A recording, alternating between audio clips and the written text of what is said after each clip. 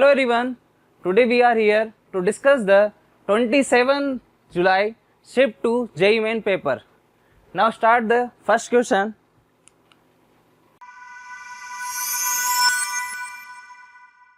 First question is, which of the following is the negation of the statement for all m greater than 0, there exists x belongs to S such that x is greater than equal to m. Now here first option is there exists m greater than 0 such that x is greater than equal to m for all x belongs to S. Second option is there exists m greater than 0, there exists x belongs to S such that x greater than equal to m. Third option is there exists m greater than 0 such that x is less than m for all x belongs to S. And last option is there exists m greater than 0, there exists x belongs to S such that x is less than m. Now here first statement is, suppose this statement is our P. P statement is for all m greater than 0, for all m greater than 0, there exists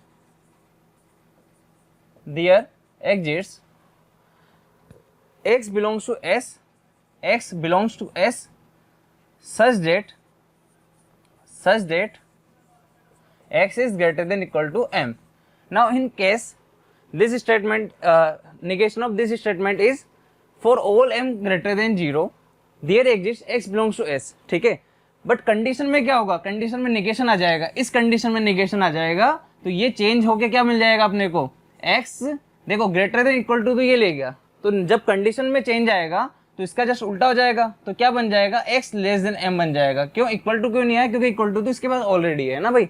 तो यहाँ पे condition में सिर्फ ये changes आएगा और same condition रहेगी. ठीक है, तो यहाँ पे लिखा है P for all m greater than 0, there exist x belongs to S such that x greater than equal to m. वही चीज जो अपन ने लिखी है. अब निगेशन ऑफ P की बात करते हैं इस वाले केस में, तो यहाँ पे ये सब चीज सेम रहेगी यहाँ तक. ठीक है, यहाँ तक सेम रहेगी सच डेट, और बस यहाँ पे x लेस देन m करना है. क्यों, क्योंकि negation of their exist is for all, मतलब सभी के लिए निगेशन सेम रहेगा, बस यहाँ पे कंडीशन में चेंजेस आ जाएगा. ठीक है बेटा, तो आप इसको नोट कर सकते हो सॉल्यूशन को.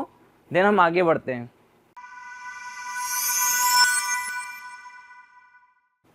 Then next question is, for all real weight numbers alpha and beta is not equal to 0, if the point of intersection of the straight line is first x minus alpha upon 1 equal to y minus 1 upon 2 is equals to z minus 1 upon 3, and second straight line is x minus 4 upon beta is equal to y minus 6 upon 3 is equal to z minus 7 upon 3. ठीक है, ये हमारा question है. lies on the plane x plus 2y minus z equal to 8, then alpha minus beta is equal to. ध्यान देने वाली बात है कि ये पॉइंट ऑफ इंटरसेक्शन की बात कर रहा है. ठीक है, पॉइंट ऑफ इंटरसेक्शन की बात कर रहा है इन दोनों स्ट्रेट लाइन्स का. ठीक है, फर्स्ट स्ट्रेट लाइन ये है, सेकंड स्ट्रेट लाइन ये है ना, इन दोनों का पॉइंट ऑफ इंटरसेक्शन निकालना है. और वो जो इंटरसेक्शन पॉइंट है वो प्लेन के ऊपर लाई करता है. प्लेन कौन सा है, x plus 2y minus Z equal to 8. तो हम क्या करेंगे, फर्स्ट इन दोनों से इंटरसेक्शन पॉइंट निकाल के और इसमें सब्स्टिट्यूट कर देंगे, वहाँ से हमारी अल्फा बीटा की वैल्यू आ जाएगी. ठीक है, तो कैसे सोल्व करते हैं, देखो यहाँ पे एक स्ट्रेट लाइन है x minus alpha upon 1 is equal to y minus 1 upon 2 is equal to z minus 1 upon 3. इसको अपन 5 के बराबर ले लेते हैं, तो यहाँ से अपने पास आ जाएगा x इज इक्वल टू, अगर यहाँ सोल्व करूँ तो आ जाएगा 5 plus alpha.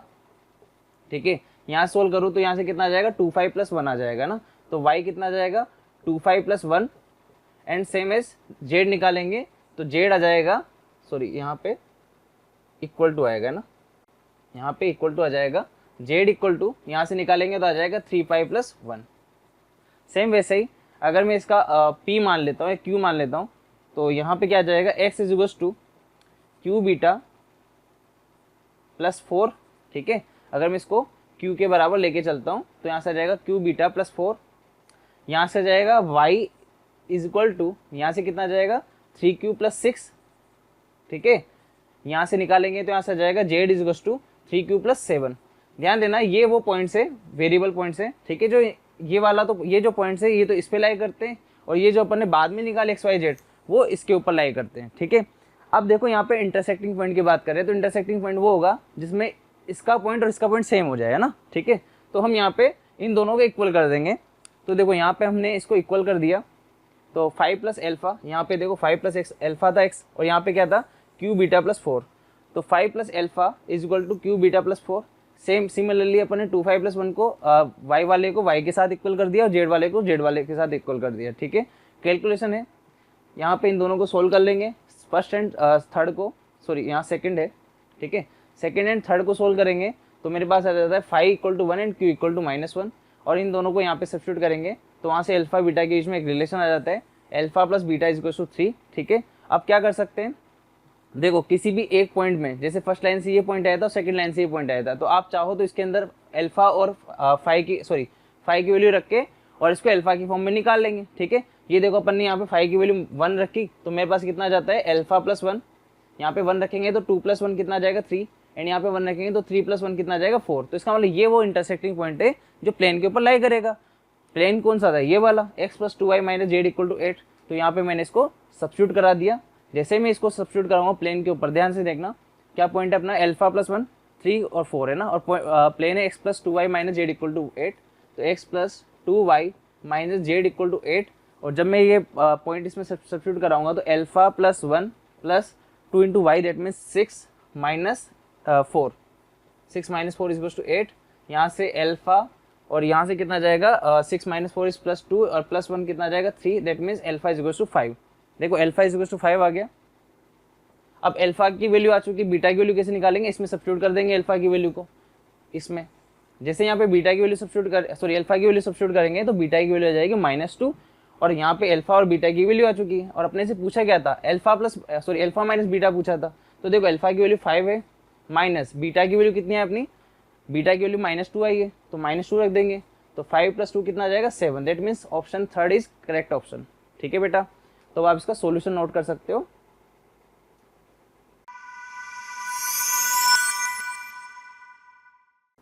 Then next question is question number 3rd.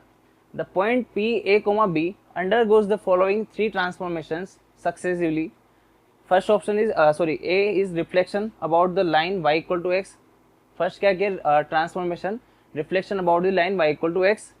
Second is translation through 2 units along the positive direction of x axis. 2 units से positive direction में shift कर दिया आगे, ठीक है। Rotation through angle π/4 about the origin in the anti clockwise direction. Anti clockwise direction में π/4 का अपन ने क्या ले लिया, डायरेक्शन में अपन ने इसको शिफ्ट कर, रोटेट कर दिया, ठीक है।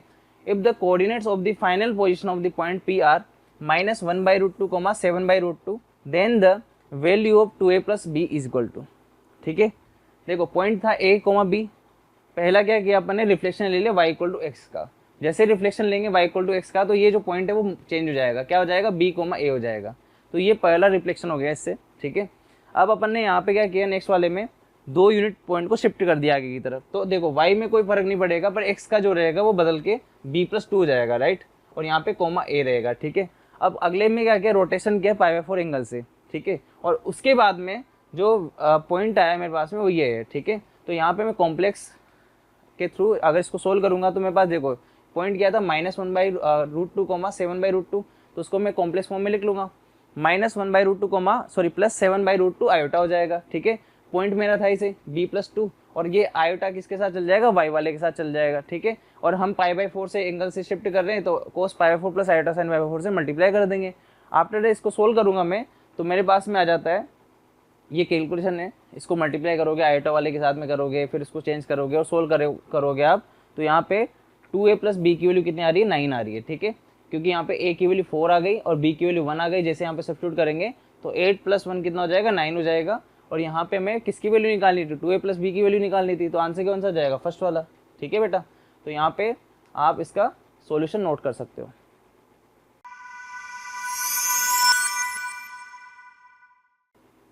Then next question is our question number 4.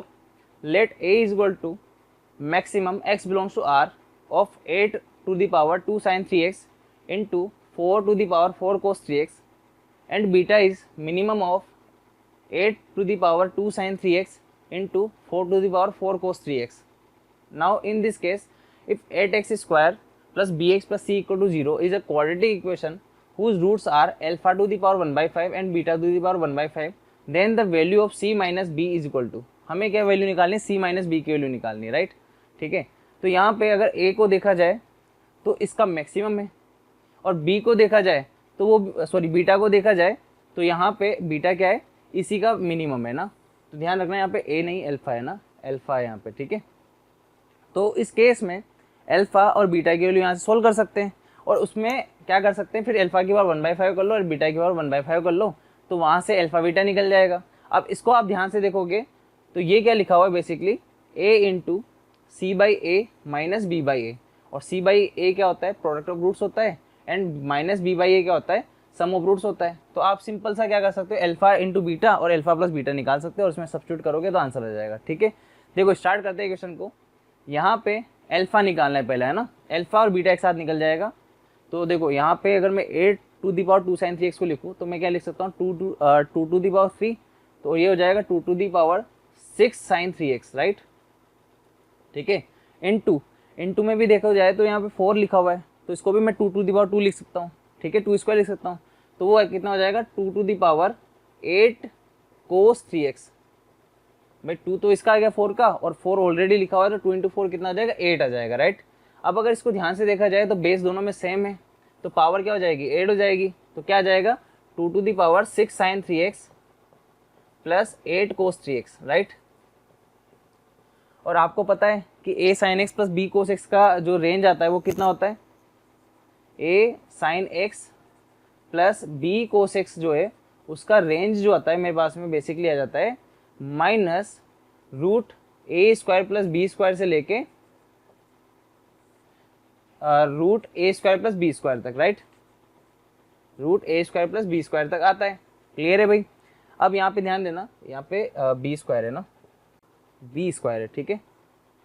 अब यहाँ पे भी ध्यान से देखोगे आप तो ये क्या लिखा हुआ है, 6 sin 3x plus cos 8 cos 3x। तो यहाँ पे a की वैल्यू कितनी आ जाएगी, 6 and sine 3x plus b की वैल्यू कितनी 8 है, तो 8 cos 3x हो जाएगा। एंड यहाँ पे अगर आप a square plus B square करोगे तो यहाँ पे देखो 6 का स्क्वायर 36 प्लस 8 का स्क्वायर 64, तो 36 प्लस 64 कितना हो जाता है, माइनस का 10 हो जाता है। मतलब यहाँ पे माइनस ऑलरेडी है तो रूट ऑफ 100 हो जाएगा। रूट ऑफ 100 कितना होता है, 10 होता है, और यहाँ पे कितना जाएगा, 10 हो जाएगा। ठीक है भाई, ये दोनों माइनस साइन में चेंजेस है। ठीक है, अब यहाँ पे -10 और 10 आ गया, तो इसका मतलब अल्फा जो मैक्सिमम था, मैक्सिमम वैल्यू अल्फा की कितनी आ गई, वो आ गई माइनस, अभी नहीं आई ना, अभी क्या करना है अपने को, 2 की पावर में ना, ये तो हाँ 2 की पावर में है। तो देखो यहाँ पे 2 टू दी पावर ये करेंगे 6 sin 3x plus 8 cos 3x, right. तो यहाँ पे क्या बनेगा, 2 टू दी पावर -10 और यहाँ पे बन जाएगा 2 टू दी पावर 10। अब आई है अपने पास में। ठीक है, ये वाली जो अल्फा की वैल्यू है वो तो ये आ गई, अल्फा की वैल्यू कितनी आ गई, 2 टू दी पावर 10, और बीटा क्या था, मिनिमम था, मिनिमम कितना है, 2 टू दी पावर -10 आ गया भाई। ठीक है, अब अल्फा की पावर 1/5 करोगे तो आपको दिख रहा है यहाँ पे 2 स्क्वायर बन जाएगा। ठीक है भाई, अल्फा की पावर 1/5 करोगे तो यहाँ पे कितना बन जाएगा, 2 स्क्वायर बन जाएगा, दैट मीन्स 4, और यहाँ पे बन जाएगा 2 की पावर -2, that means 2 to the power -2, that means 1/4। अब आपको कुछ नहीं करना भाई, है ना, सिंपल मल्टीप्लाई करना है और ऐड करना है और इस वाले में रख देना है। ठीक है, तो देखो यहाँ पे a की वैल्यू तो 8 है इसी, है ना, तो बस सब्स्टिट्यूट करना है आपको। देखो यहाँ पे ये सेम चीज़ अपने पास आई है, अल्फा बराबर 4 एंड बीटा बराबर बीटा 2 बार 1/5 इज 1/4 आ गया। ठीक है, वही सेम चीज़ की है, product of roots plus sum of roots, product करोगे तो 1 आ जाएगा और सम करोगे तो यहाँ से कितना जाएगा, 17/4 आ जाएगा, और ऐड कर लेना और सोल्व कर लेना, 42 आंसर आएगा यहाँ पे अपना। ठीक है, तो ऑप्शन चेक करें तो सेकंड ऑप्शन अपना यहाँ पे करेक्ट हो जाता है ना, सेकंड ऑप्शन करेक्शन है ना। ठीक है, तो आप इसको नोट कर सकते हो।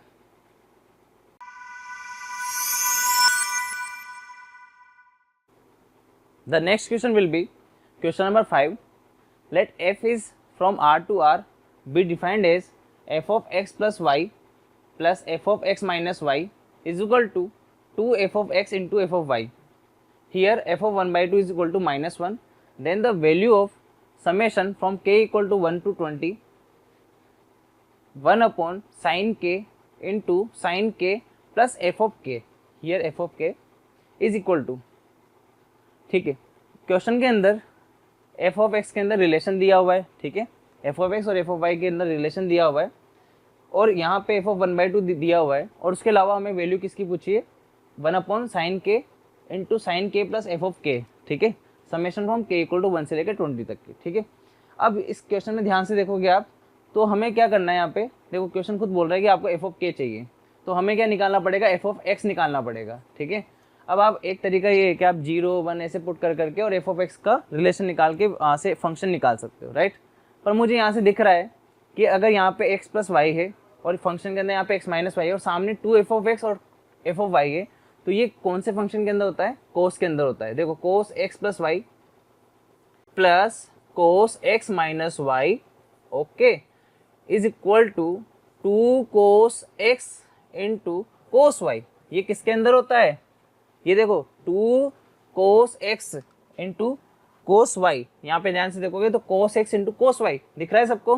तो इसका मतलब ये फंक्शन दिखने में ऐसे कुछ लग रहा है ना, पर ये बेसिकली लिखा हुआ क्या है, कोस एक्स प्लस वाई का है ना, फॉर्मेट लिखा हुआ है, ठीक है। तो इसका मतलब ये जो फंक्शन है अपना वो कुछ इस प्रकार से होगा कि एफ ऑफ एक्स अपना हो जाएगा कोस एक्स के बराबर, राइट, कोस एक्स के बराबर हो जाएगा। भाई यहाँ पे कोस एक्स का भी सेम आएगा, है ना, मतलब कुछ तो चेंजेस होना चाहिए ना, एग्जैक्ट कोस एक्स नहीं है ना, क्योंकि रिलेशन दिया हुआ है अभी, है ना, अपने पास में एफ ऑफ 1/2 -1 होना चाहिए, राइट। तो यहाँ पे एफ ऑफ 1/2 निकालोगे तो वो -1 के बराबर है और -1 बेसिकली किसके बराबर हो जाएगा, अगर इसके अंदर 1/2 पुट करें तो आ जाएगा कोस a/2 के बराबर। इसका मतलब ये हुआ कि आपका जो -1 है और वो बराबर होना चाहिए, सॉरी कोस a/2 के, है ना, तो इसका मतलब ये होगा कि a/2 बराबर होगा किसके, ओड पाई के बराबर, क्योंकि ओड पाई पे -1 आता है तो 2n+1 पाई कर सकते हैं, राइट।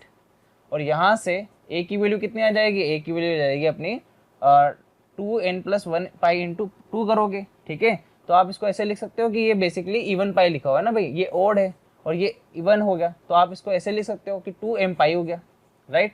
तो a की वैल्यू आ गई 2m पाई, ठीक है, ठीक है बेटा। अब इसके अंदर यहाँ पे मैं a की वैल्यू को सब्स्टिट्यूट कर दूंगा 2m पाई इंटू एक्स, ठीक है। तो एफ ऑफ एक्स आ जाएगा मेरे पास में कोस 2m पाई इंटू एक्स, ये फंक्शन आया मेरे पास निकल के, राइट। यहाँ पे m क्या है, इंटीजर है, ठीक है। तो 2m पाई इंटू एक्स आ गया, ये मेरा फंक्शन निकल के आया। अब देखो फंक्शन में यहाँ पे कहाँ पे सब्स्टिट्यूट करना है, एफ ऑफ एक्स को एफ ऑफ के की जगह पे सब्स्टिट्यूट करना है, ठीक है ना। पर के लिए देखे जाए तो के इक्वल टू 1 से लेकर 20 तक है, इसका मतलब सभी वैल्यू कैसी, नेचुरल है। अगर यहाँ पे कोई भी नंबर नेचुरल होगा तो बेसिकली क्या हो जाएगा, इवन हो जाएगा। और इवन पाई कितना हो जाएगा, इवन पाई इंटू एक्स करोगे आप तो बेसिकली आ जाएगा मेरे पास में, अगर ध्यान से देखा जाए तो ये आ जाएगा इवन पाई इंटू एक्स करोगे तो वो आ जाएगा अपने पास में 0। क्यों आएगा भाई, क्योंकि एक्स ही तो अपना नेचुरल नंबर है और even pi into natural number क्या हो जाएगा, इवन पाई रहेगा। तो इसका मतलब कोस इवन पाई, आपने ध्यान से अगर देखा हो ट्रिग्नोमेट्री के अंदर तो कोस 2n पाई की वैल्यू कितनी होती है, 1 के बराबर होती है। तो यहाँ पे इसका मतलब ये होगा कि ये जो एफ ऑफ के है वो एफ ऑफ के नहीं 1 है, अब है ना, क्या है 1 है। तो अब इसको 1 रख के सोल्व करेंगे, राइट। देखा जाए यहाँ पे तो देखो साइन k+1 ये अपन ने सोल्व किया हुआ है यहाँ पे ना, ये 1/sin k into sign k+1, तो ये सॉरी यहाँ पे जाएगा 1/sin k into sign k+1, right. अब क्या किया इसके अंदर, मैंने यहाँ पे साइन 1 से मल्टीप्लाई और डिवाइड कर दिया। देखो साइन 1 से मल्टीप्लाई डिवाइड करने का फ़ायदा क्या होगा, जो बाहर साइन 1 है उसको तो ऐसे कैसे रहने दिया और जो साइन 1 ऊपर वाला है उसको मैंने चेंज करके क्या लिख दिया, साइन k+1 माइनस k और ऐसे लिख दिया, ठीक है। और यहाँ पे डिनोमिनेटर में अगर देखा जाए तो ये लिखा हुआ है sign k into sign k+1, ठीक है। अब इससे फ़ायदा क्या होगा, इससे फ़ायदा ये होगा, अब देखो k इक्वल टू 1 से लेकर 20 है, यहाँ पे मैं साइन a+b वाला फॉर्मेट अप्लाई करूँगा, है ना, sign a-b, sorry sine a-b apply करेंगे तो ये आ जाएगा कितना, sine a that means sine k+1, ठीक है, cos b that means cos k minus cos a that means cos k+1 and last is sine k, ठीक है। और डिनोमिनेटर पार्ट देखोगे आप तो sign k into sign k+1 है, right. अब इसको क्या कर दो, सेपरेट कर दो, डिवाइड कर दो। सेपरेट करके डिवाइड करेंगे तो ये अपने पास आ जाएगा ये फॉर्मेट में coat k minus cot k+1, ठीक है। सेपरेट करोगे तो देखो इस वाले में क्या कट जाएगा, साइन k प्लस से साइन k+1 कट जाएगा तो कोस k अपॉन साइन k कितना जाएगा, कोट क्या जाएगा माइनस, जैसे आप डिवाइड करोगे तो साइन के से साइन के कट जाएगा, इस बार क्या आ जाएगा कोट के प्लस 1 आ जाएगा, राइट। अब अगर यहाँ पे के इक्वल टू 1 से लेकर 20 तक की सारी वैल्यू रखोगे आप, तो इसमें क्या करेंगे, देखो पहली बार 1 रखेंगे और यहाँ पे भी कितना हो जाएगा कोट 2 हो जाएगा, ठीक है। अगली बार में जब आप 2 रखोगे तो ये कोट 2 से माइनस कोट 2 कैंसिल हो जाएगा और ऐसे सारे टर्म कैंसिल होकर अपने पास मिलेगा कितना, cot 1 minus cot 21 upon sine 1 जो ऑलरेडी गिवन था, ठीक है ना, ऑलरेडी जो अपन ने बाहर ले रखा है, राइट। अब देखो यहाँ पे क्या सोल्व करेंगे, कोट 1 को मैं लिख लूंगा साइन 1 अपॉन कोस 1 और माइनस, और कोट 21 को क्या लिख लूंगा साइन 21 अपॉन कोस 21, राइट। तो इससे फायदा क्या होगा, जब मैं इसको चेंज करूंगा तो ध्यान रखना यहाँ पे क्या बनेगा, कोस 1 अपॉन साइन 1 माइनस यहाँ पे बनेगा कितना, कोस 21 अपॉन साइन 21। और जब मैं एलसीएम लेके सोल्व करूंगा, ठीक है, जब मैं एलसीएम लेके सोल्व करूंगा तो ये बेसिकली क्या हो जाएगा, साइन 21 इंटू कोस 1 और यहाँ आ जाएगा माइनस कोस 21 इंटू साइन 1, जो कि साइन ए माइनस बी का फॉर्मेट आ जाएगा। तो साइन कितना बन जाएगा 20 अपॉन यहाँ पे sine 1 into sine 21 into sine 1 करोगे तो साइन स्क्वायर 1 इंटू साइन 21, और जब इसको ऊपर लेके जाओगे तो ये कोसेक में बदल जाएगा, तो कोसेक स्क्वायर 1 इंटू यहाँ पे कितना आ जाएगा कोसेक 21 इंटू ऊपर वाला साइन 20, ठीक है। ये अपना आंसर आ जाएगा, राइट। अब आंसर चेक कर लेते हैं। देखो आंसर अगर चेक करें तो ये जो पहला वाला है वही करेक्ट लग रहा है मुझे तो, ठीक है। तो यहाँ पे पहला वाला आंसर हो जाएगा अपना, ठीक है बेटा, तो आप इसको नोट कर सकते हो।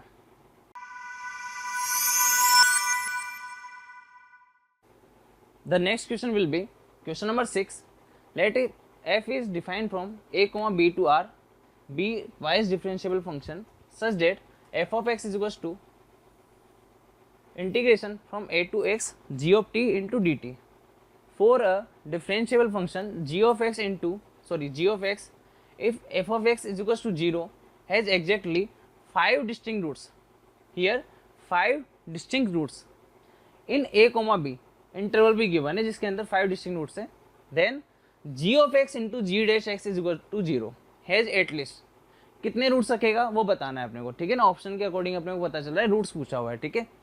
तो कैसे करेंगे, देखो यहाँ पे फंक्शन f ऑफ x के तो रूट्स दे रखे हैं a टू b में कि भाई 5 डिस्टिंक्ट रूट्स है ना, तो इसका मतलब ये हो गया कि f ऑफ x का तो रूट्स पता चल गया 5 है ना, 5 है, ठीक है। और अब मैं अगर यहाँ से g ऑफ x निकालूँ, ध्यान देना g ऑफ x क्या हो जाएगा, अगर इसको मैं ध्यान से देखूँ तो यहाँ पे जब मैं इसको डिफ्रेंशिएट कर दूँ तो मुझे मिलेगा f dash x is equals to, अब मैं यहाँ लेबनीज यूज करूँगा तो यहाँ से मुझे क्या मिल जाएगा, g ऑफ x मिल जाएगा, राइट, g ऑफ x मिल जाएगा। इसका मतलब ये हो गया कि जो मेरा f डैश x है वो मेरा g ऑफ x है ना। तो अगर मैं f डैश x निकालूंगा तो उसके रूट्स कितने हो जाएंगे, अब उसके रूट्स हो जाएंगे 4, ठीक है।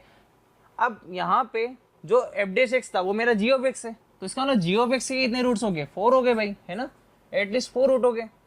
अब इस केस में ध्यान देना, आपसे पूछा क्या है, g of x into G dash X के रूट्स पूछे है ना, तो इसका मतलब जी डैश एक्स निकालने के लिए इसको एक और बार डिफरेंशिएट करना पड़ेगा। तो एक और बार डिफरेंशिएट किया तो जी डैश एक्स मिल गया मुझे कितना, 4 का कितना हो जाएगा, 3 हो जाएगा, right.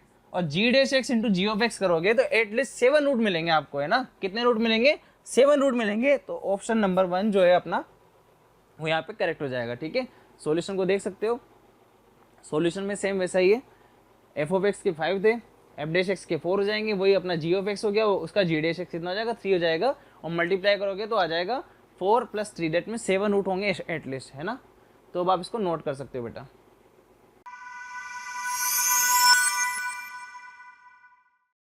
The next question will be question number 7. Let C be the set of all complex numbers. Let S1 is Z belongs to C, magnitude of Z minus 2 is less than equal to 1, and S2 is Z belongs to C, Z into 1 plus iota plus Z bar into 1 minus iota is greater than equal to 4. Then the maximum value of Z minus 5 by 2, mod of Z minus 5 by 2 square for Z belongs to S1 intersection S2 is equal to, right. In this case Z is belongs to S1 into S1 intersection S2, ठीक है। तो हम statement को ध्यान से देखेंगे तो statement basically क्या है, देखो Z minus 2 less than equal to 1 है, तो Z माइनस 2 का मैग्नीट्यूड है ना लेस देन इक्वल टू 1। तो अगर Z मेरा x प्लस आयोटा y है तो ये बेसिकली लिखा हुआ है x minus 2 plus iota y का मैग्नीट्यूड, राइट। तो x minus two plus iota Y का मैग्नीट्यूड कितना होता है? अगर ध्यान से देखा जाए तो x minus two square plus Y square का रूट, ठीक है। और अगर ये 1 के बराबर है, इसका मतलब ये एक सर्कल को रिप्रेजेंट कर रहा है, ठीक है, जिसके सेंटर है 2,1, ठीक है। तो हमने एक सर्कल बना लिया जिसका सेंटर हो गया 2,1 हो गया है ना, ठीक है। ये वो सर्कल हो गया जिसके सेंटर 2,1 हो गया, ठीक है। और स्टेटमेंट 2 जो है, अगर आप यहाँ पे ध्यान से देखोगे, z into 1 plus iota plus z bar into 1 minus iota, तो ये जेड है ना, z into 1 plus iota, right, ये जेड है ना अपना, ठीक है। Z into 1 plus iota plus z bar into 1 minus iota is greater than equal to 4। जब आप इसको सोल्व करते हो तो यहाँ पे एक लाइन निकल के आती है, y is less than equal to x minus two, ठीक है। वहाँ से तो एक सर्कल निकल के आ गया और यहाँ से एक लाइन निकल के आ गई। जो सर्कल निकल के आया था वो क्या निकल के आया था अपना, x minus two square plus Y square is less than equal to 1। ये तो सर्कल निकल गया और ये लाइन निकल के आ गई, राइट। अब यहाँ पे क्या करेंगे, सर्कल और लाइन को दोनों को ड्रॉ कर देंगे, ठीक है। तो इसमें देखो, लाइन में ध्यान से देखोगे तो y is less then x minus to, इसका मतलब नीचे वाला पार्ट अपने को ध्यान से देखना है ना, नीचे वाले पार्ट के ऊपर कमेंट हो रहा है, राइट। तो यहाँ से क्या करेंगे अपन, ये जो P पॉइंट है ना, क्या बोला है उसने, जेड जो है उसकी मैक्सिमम, मतलब यहाँ पे मैक्सिमम वैल्यू किसकी चाहिए, इसकी चाहिए अपने को, ठीक है। और जेड क्या है, बेसिकली S1 और इंटरसेक्शन S2 है, S1 और S2 का कॉमन पार्ट है ना। तो अगर कॉमन पार्ट देखा जाए तो एक तो ये हो सकता है और एक ये पॉइंट हो सकता है, ठीक है। तो इसका मतलब ये हो गया कि अगर इस पॉइंट की बात करो तो इस पॉइंट को कैसे निकालेंगे, आप कुछ मत करो, y बराबर x माइनस टू करके इसमें सब्स्टिट्यूट कर दो। जैसे आप यहाँ पे सब्स्टिट्यूट करके वैल्यू सोल्व करोगे तो आपके पास 2 पॉइंट आते हैं x के ना, एक तो आ जाएगा 2 माइनस 1/√2, एक आ जाएगा 2 प्लस 1/√2। इसका मतलब ये हो गया कि इसका तो पॉइंट आएगा 2 माइनस 1/√2 और आप इसके अंदर वापस सब्स्टिट्यूट कर देना x को, x माइनस टू के अंदर, तो वहाँ से y निकल के आ जाएगा माइनस 1/√2। इसका पॉइंट आ जाएगा 2 प्लस 1/√2 कोमा 1/√2, ठीक है। यहाँ पे क्या आ जाएगा, 2 प्लस 1/√2 कोमा 1/√2 आ जाएगा, राइट। अब मुझे क्या चाहिए, मैक्सिमम वैल्यू चाहिए ना भाई, तो जेड माइनस 5/2 करना है। अब ध्यान से देखना, माइनस 5/2 करना है ना, माइनस 5/2 करेंगे तो नेगेटिव आएगा, क्योंकि 2 माइनस 5/2 कितना आ जाएगा, माइनस 1/2 आ जाएगा। तो एक तो आएगा माइनस 1/2 माइनस 1/√2 और एक आएगा माइनस 1/2 प्लस 1/√2। तो दोनों में से मैक्सिमम वैल्यू कब मिलेगी, देखो माइनस माइनस ऐड होता है ना, तो मैक्सिमम वैल्यू इस वाले पॉइंट से मिलेगी, ठीक है। इस वाले पॉइंट को मैंने यहाँ पे यूज किया हुआ है, इससे मैक्सिमम वैल्यू निकाल ली और मैक्सिमम वैल्यू मेरे पास आ गई 5 प्लस 2√2/4, ठीक है। अगर सॉल्यूशन चेक करें, सॉरी आंसर चेक करें, तो ऑप्शन नंबर 4 तो जो है मेरा वो करेक्ट ऑप्शन हो जाएगा यहाँ से, ठीक है। तो अब आप चाहो यहाँ से सॉल्यूशन नोट कर सकते हो, ठीक है बेटा।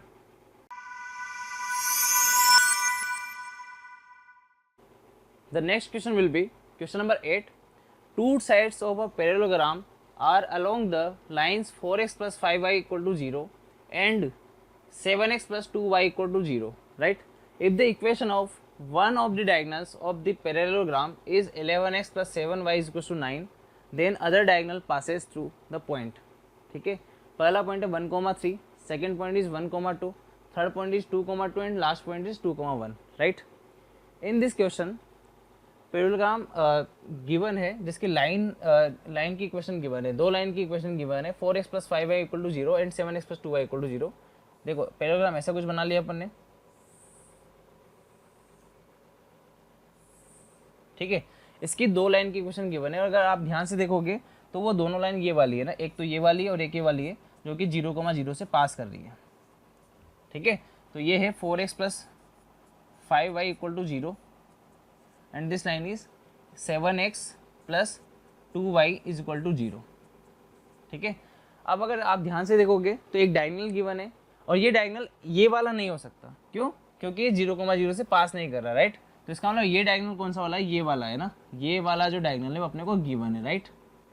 ये कौन सा डायगोनल है, 11x plus 7y is equal to 9, right. ये वाला डायगोनल अपने को गिवन है ना, 11x plus 7y is equal to 9 वाला जो डायगोनल है वो हमें गिवन है।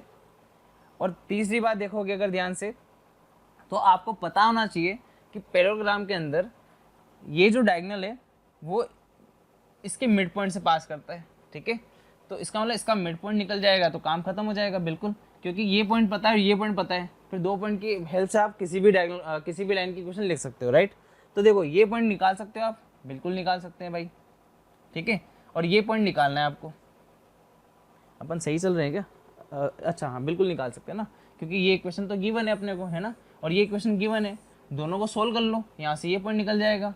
इन दोनों को सोल्व कर लो, 4x + 5y = 0 और एक इसको सोल्व कर लो तो ये वाला पॉइंट निकल जाएगा।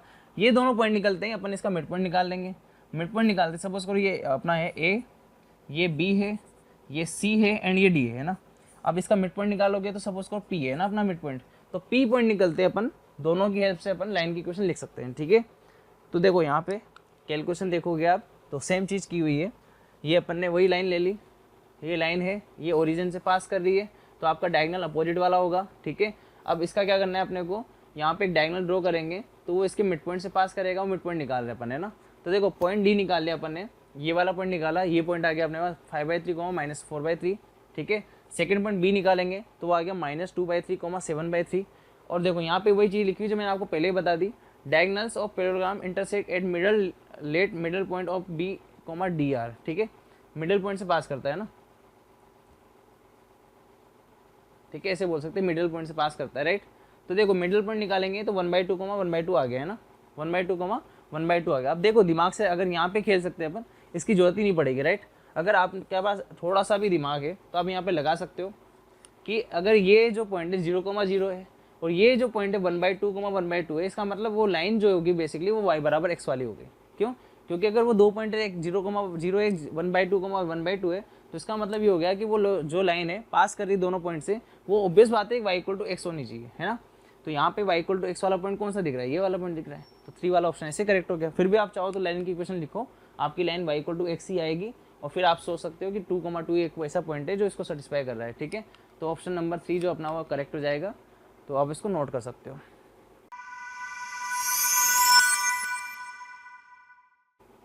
हाँ, तो बेटा अगले क्वेश्चन की तरफ बढ़ते हैं।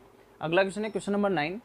Late f is defined from 0 to infinity to 0,3 be a function defined by f of x is equals to maximum of sin t where t is from 0 to x and x is from 0 to pi and next is 2 plus cos x for x greater than pi। मतलब यहाँ पे जो f of x है वो break हो रहा है दो जगह पे, सिर्फ सिंगल जगह पे हो रहा है, पाई पर, है ना।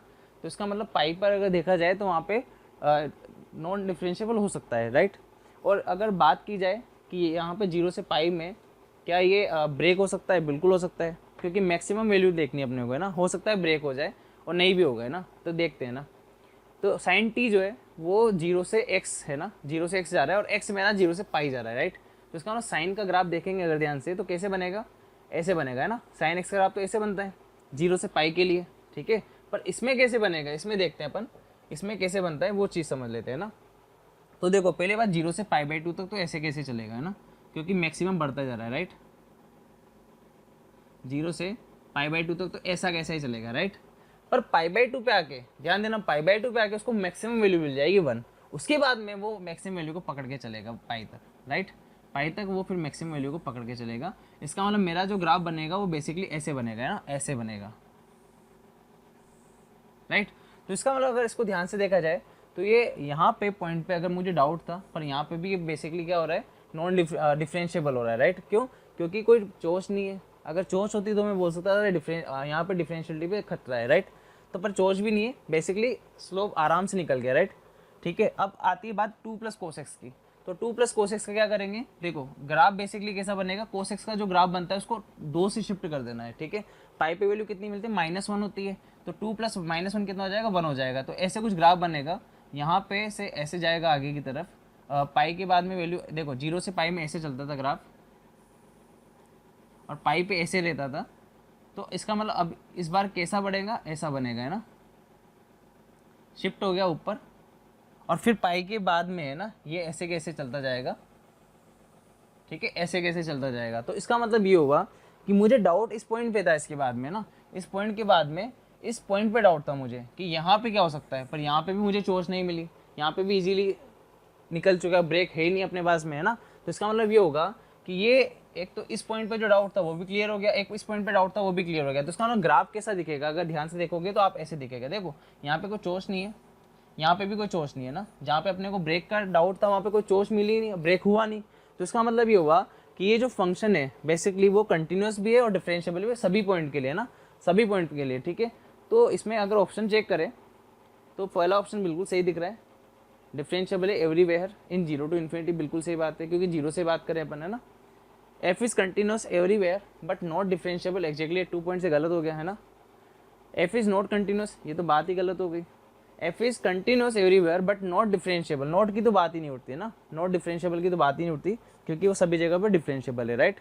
तो यहाँ पे अगर सॉल्यूशन देखोगे आप, ये वाला इसका सॉल्यूशन है, तो आप इसको देख सकते हो। पहला पार्ट ये रहा और सेकंड पार्ट ये रहा, इन दोनों को कंबाइन करके यहाँ पे लिखा हुआ है ना, ठीक है। तो आप इसको नोट कर सकते हो।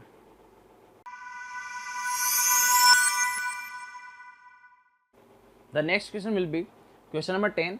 क्वेश्चन नंबर 10 बहुत ही आसान क्वेश्चन है एरिया का। The area of the region bounded by y minus x equal to 2 and x square equal to y is equal to, option दे रखा है, एरिया निकालना है। बेसिकली एरिया इसके बीच में और इसके बीच में निकालना है, ठीक है। दो कर्व दे रखे हैं C1 एंड C2 और इन दोनों के बीच में अपने को एरिया निकालना है, राइट। तो बहुत आसान क्वेश्चन है। अगर आप ध्यान से देखो तो C1 बेसिकली क्या है मेरे पास में, y is equal to X plus 2 लिखा हुआ है, राइट। और C2 क्या है, बेसिकली C2 है मेरे पास में y is equal to x square, ठीक है। आप क्या करो, y equal to X plus 2 वाली लाइन ड्रॉ करो, ठीक है। तो वो बेसिकली कैसे आ जाएगी, वो -2 से पास करेगी एंड 0 पे कितना देगा, 2 देगा, राइट। तो ये 0,2 से पास करेगी, ठीक है, और -2,0 से पास करेगी और ये लाइन बेसिकली क्या बनेगी, ये वाली बन जाएगी, ठीक है, ऐसी कुछ बन जाएगी, राइट। और दूसरा क्या है, y is equal to x square है ना, तो इसका मतलब कर्व कैसा रहेगा, पैराबोला रहेगा, ठीक है ना। एक्स स्क्वायर का तो सब जानते ही है, ये वाला कर्व हो गया, राइट, ठीक है। और एरिया कौन सा फाइंड करना है, इन दोनों के बीच में फाइंड करना है। तो मुझे एरिया कौन सा फाइंड करना है, ये वाला फाइंड करना है, राइट। ये शेडेड रीजन जो है ये मुझे फाइंड करना है, राइट। अब देखो सिंपल है, बहुत ही सिंपल क्वेश्चन था बेसिकली ये, ठीक है। कैसे निकालेंगे सर, एक तो ये पॉइंट निकाल लो, एक ये पॉइंट निकाल लो एंड देन इंटीग्रेट कर दो, ठीक है। तो ये पॉइंट कैसे निकालेंगे भाई, y equal to x square दे रखा है सर, y की वैल्यू इसके अंदर सब्स्टिट्यूट करके और यहाँ पे दोनों का इंटरसेक्शन पॉइंट निकाल लेते हैं, ठीक है। तो यहाँ से आ जाएगा X square equal to X plus 2 and then इसको सोल्व करेंगे तो क्वाड्रेटिक बन जाएगी, X square minus X minus 2 equal to 0। यहाँ पे इसके फैक्टर निकालेंगे तो आ रहा है x minus 2 and x plus 1 equal to 0। इसका मतलब x की दो वैल्यू आ गई 2 एंड -1, x की दो वैल्यू आ गई 2 एंड -1, इसके अंदर सब्स्टिट्यूट कर देंगे तो y की दो वैल्यू आ जाएगी एंड 4 एंड 1, ठीक है, 4 एंड 1। तो इसका मतलब ये हो गया कि सर जो ये पॉइंट है वो मेरा -1,1 हो गया ना, यहाँ पे पता चल ही रहा है -1,1 ये पॉइंट हो गया, सॉरी -1,1 ये पॉइंट हो गया। और ये जो पॉइंट है ना वो आ गया मेरे पास में कितना 2,4, ठीक है, -1,1 एंड 2,4 पॉइंट आ गया मेरा, ठीक है। अब क्या करना है, इंटीग्रेट करना है, कहाँ से कहाँ तक, यहाँ से लेके वहाँ तक, ठीक है। बस कर लेते हैं इंटीग्रेट। देखो ये रहा y इक्वल टू यही अपना 2 पॉइंट आया था 2 + x minus x square from -1 से 2 कर दिया और सिंपल है बस, है ना। इसके बाद -1 से 2 इंटीग्रेट कर दो और देखो ऊपर लाइन है तो पहले ऊपर लाइन वाली लाइन आ जाएगी एंड फिर माइनस में वो नीचे वाला कर्व आ जाएगा, तो -x स्क्वायर, इसको सोल्व करेंगे तो वैल्यू आ जाएगी 9/2, ठीक है। सोल्व करना है बेसिकली, कैलकुलेशन है वो आप घर पे भी कर सकते हो। तो यहाँ पे ऑप्शन सेकंड 9/2 इस करेक्ट ऑप्शन हो जाएगा अपना, ठीक है बेटा। तो आप इसको सॉल्यूशन नोट कर सकते हो।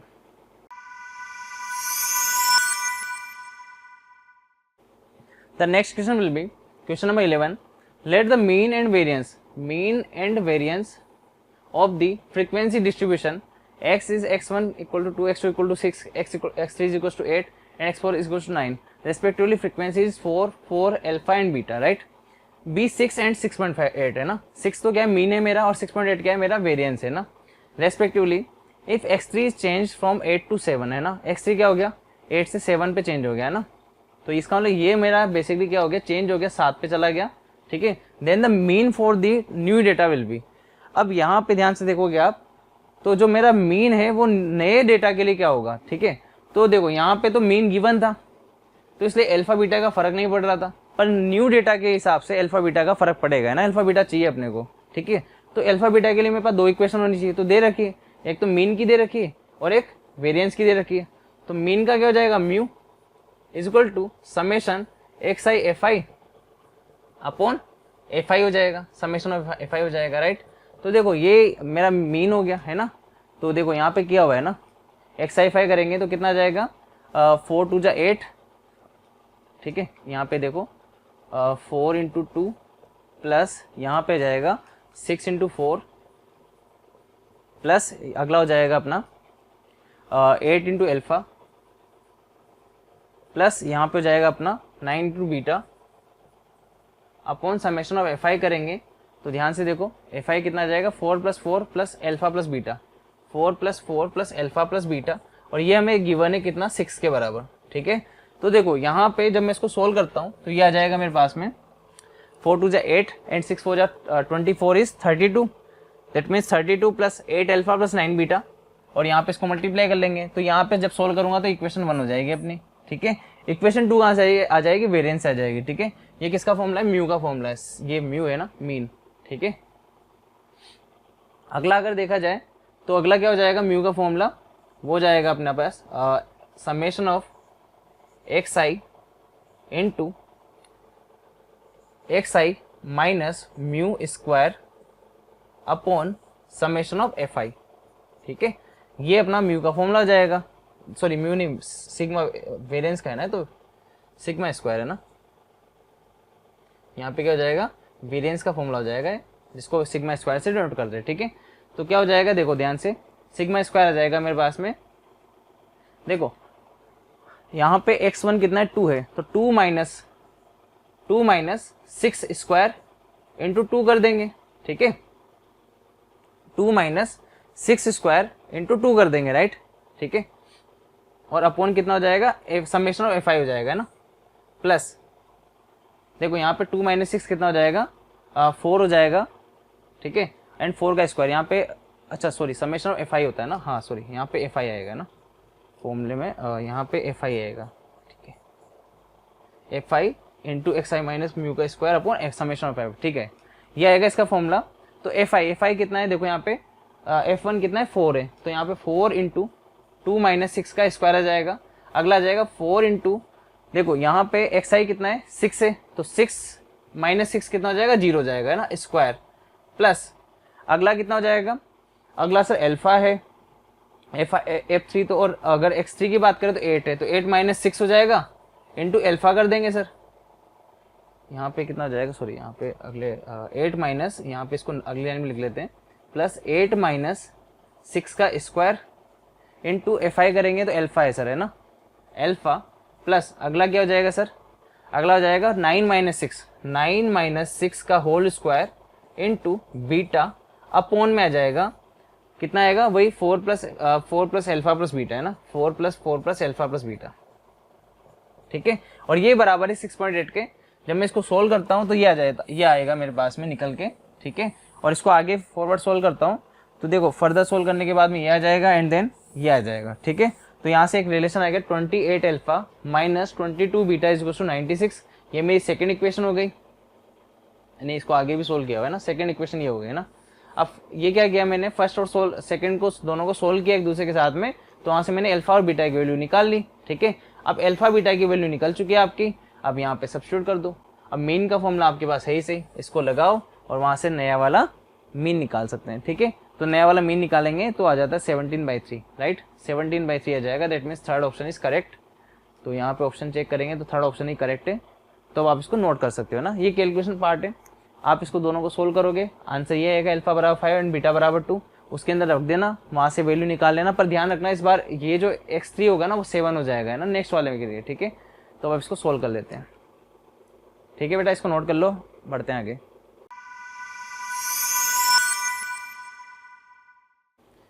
The next question will be question number 12. A possible value of x for which the ninth term in the expansion of 3 to the power log root 25 to the power x minus 1 plus 7 to the base 3 plus 3 to the power minus 1 by 8 log 5 to the power x minus 1 plus 1 to the base 3 to the power 10 है ना यहाँ पे। ठीक है, in the increasing powers of 3 to the power minus 1 by 8 log 5 to the power x minus 1 plus 1 to the base 3 is equal to 1 by 80 is equal। ठीक है, यहाँ पे इसका मतलब क्या है इंक्रीजिंग पावर का, कि भाई जब इसका एक्सपेंशन करोगे तो 9th टर्म का जो एक्सपेंशन होगा उसमें जो इंक्रीजिंग पावर आनी चाहिए वो इसके ऊपर आनी चाहिए, राइट। ठीक है, तो सोल्व कर लेते हैं इसको। यहाँ पे अगर आप इसको सोल्व करोगे, देखो कैसे सोल्व करते हैं, पहले अपन इसको सोल्व कर रहे हैं अंदर वाले को, ताकि ये सोल्व हो जाए पहले अंदर का, है ना। तो जब आप इसको इंटरचेंज करोगे तो यहाँ पे तो आ जाएगा 3 और वहाँ पे चला जाएगा root 25 to the power x minus 1 plus 7। ठीक है, और जब ऊपर नीचे के लोग समान होते हैं लोग के अंदर वैल्यू 1 होती है, ठीक है। तो यहाँ पे मुझे क्या मिलेगा, अगर उसको अंदर की तरफ सोल्व कर रहा हूँ तो 25 to the power x minus 1 plus 7 मिलेगा, है ना। ये मेरा फर्स्ट वाला टर्म है। देन प्लस सेकेंड टर्म क्या है, इसको भी सर ऐसे ही करते हैं। देखो यहाँ पे भी बेस 3 है तो आप इस दोनों को इंटरचेंज कर लो, 3 के साथ में इंटरचेंज करेंगे इसको। तो यहाँ से मिलेगा मुझे कितना, 5 to the power x minus 1 plus 1 to the power minus 1/8। और यहाँ पे कितना मिलेगा, 1/2 मिलेगा। क्यों? क्योंकि मैंने रूट को सोल्व करके 1/2 लिख दिया, राइट। तो ये आ गया भाई, है ना। अब इसने क्या बोला था कि भाई यहाँ पे पावर में 10 है और 9 टर्म लेनी है, तो T9 हो जाएगा बेसिकली 10C8, ठीक है।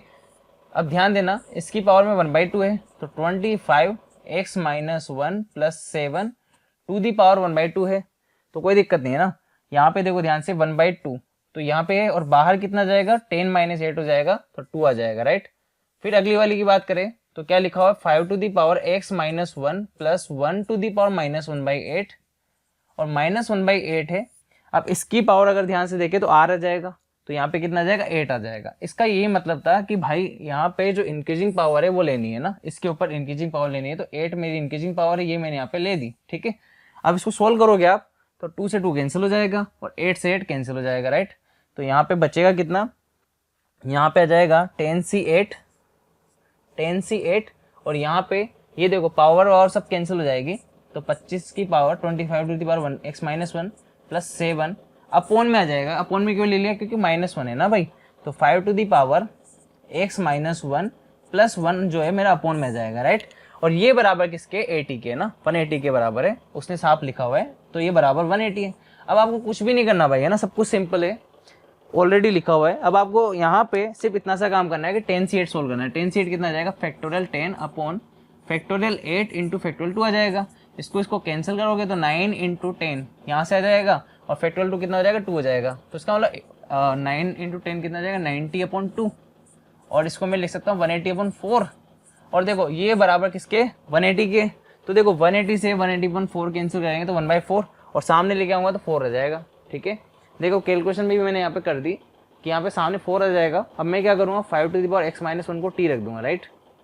जैसे t रखूंगा तो ये बन जाएगा t² प्लस 7/t+1।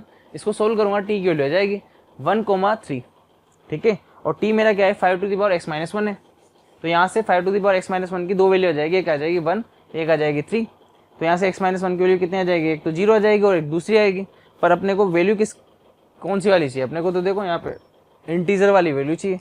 तो इंटीजर वाली वैल्यू किससे आ रही है, यहाँ से आ रही है, x माइनस 1 बराबर 0 करके। तो x इक्वल टू 1 जो आंसर आएगा वो अपना इंटीग्रल वैल्यू आ गई, जो कि सेकेंड वाला ऑप्शन है वो करेक्ट हो जाएगा, ठीक है।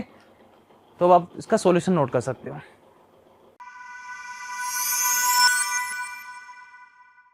The next question will be question number 13। Let y is equals to y of x be the solution of the differential equation x minus x cube into dy is equal to y plus yx square minus 3x to the power 4 dx। Here x is greater than 2. If y of 3 is equal to 3, then y of 4 is equal to, ठीक है। यहाँ पे basically differential equation थोड़ी सी लग रही है कि tough हो सकती है, पर बेसिक है नहीं, है ना। देखो x माइनस एक्स क्यूब यहाँ पे dy है इज इक्वल टू में y plus y x square minus यहाँ पे कितना है 3x to the power 4 dx, है ना। अब आप क्या करो, dx और dy को मल्टीप्लाई कर दो, तो यहाँ पे कितना आ जाएगा x dy, ठीक है। और माइनस एक्स क्यूब dy को मैंने उस साइड भेज दिया, तो प्लस एक्स क्यूब dy इधर आ जाएगा, राइट, ठीक है। और यहाँ से क्या बनेगा, y और dx बनेगा, तो y dx को इधर लेके आ जाते हैं, तो माइनस वाई dx, ठीक है। और साथ में कितना जाएगा, plus y x square dx minus 3x square dx, ठीक है भाई। अब यहाँ से अगर यहाँ से ध्यान से देखा जाए तो ये स्टैंडर्ड फॉर्म में बन सकता है, x d y minus y d x upon x square अगर बन जाता है तो स्टैंडर्ड फॉर्म में बन जाएगा। तो मैं क्या करने वाला हूँ भाई, इसमें से एक्स स्क्वायर कॉमन ले लूँगा, ठीक है। यहाँ पे 3x टू दी पावर 4 है ना, ठीक है। अब एक्स स्क्वायर को जब मैं कॉमन लेके डिवाइड करूँगा तो ये बन जाएगा x d y minus y d x upon x square, right. और अगर इसको ध्यान से देखोगे आप तो ये बनेगा कितना एक्स डी वाई, और यहाँ पे कितना बन जाएगा वाई डी एक्स प्लस का वाई डी एक्स, ठीक है। एंड देन ये बनेगा कितना -3x² डी एक्स, ठीक है। अब आप इनके पिछले वाले टर्म पे चलते हैं। पिछले वाले मतलब कि ये क्या रहा होगा स्टैंडर्ड फॉर्म में, आपको पता है ये डी वाई अपॉन एक्स रहा होगा, ठीक है। डी वाई अपॉन एक्स रहा होगा, ये इज इक्वल टू, अगर इसकी बात करें तो सर ये तो दोनों का मल्टीप्लीकेशन रहा होगा, डी एक्स वाई रहा होगा, है ना। मैं इसको बेसिकली स्टैंडर्ड फॉर्म में कन्वर्ट कर रहा हूँ, ठीक है। और ये सर क्या रहा होगा, ये बेसिकली सर -dx³ रहा होगा। देखो यहाँ पे अगर ध्यान से देखोगे वही चीज़ लिखी हुई है, x d y minus y d x, x d y y d x plus x d y -3x² dx, ठीक है। ये सब अपन कर चुके हैं, ये स्टैंडर्ड फॉर्म बन गई अपनी थी, है ना। इंटीग्रेट करेंगे इसके बाद में, इंटीग्रेट करते ही ये आंसर आ जाएगा y upon x plus x y -x³ plus c, ठीक है।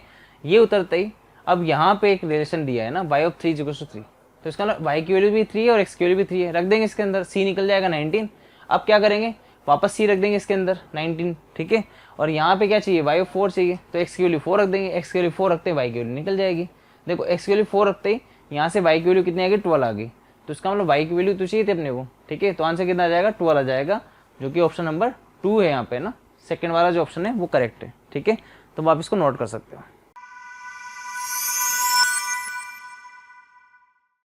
The next question will be question number 14.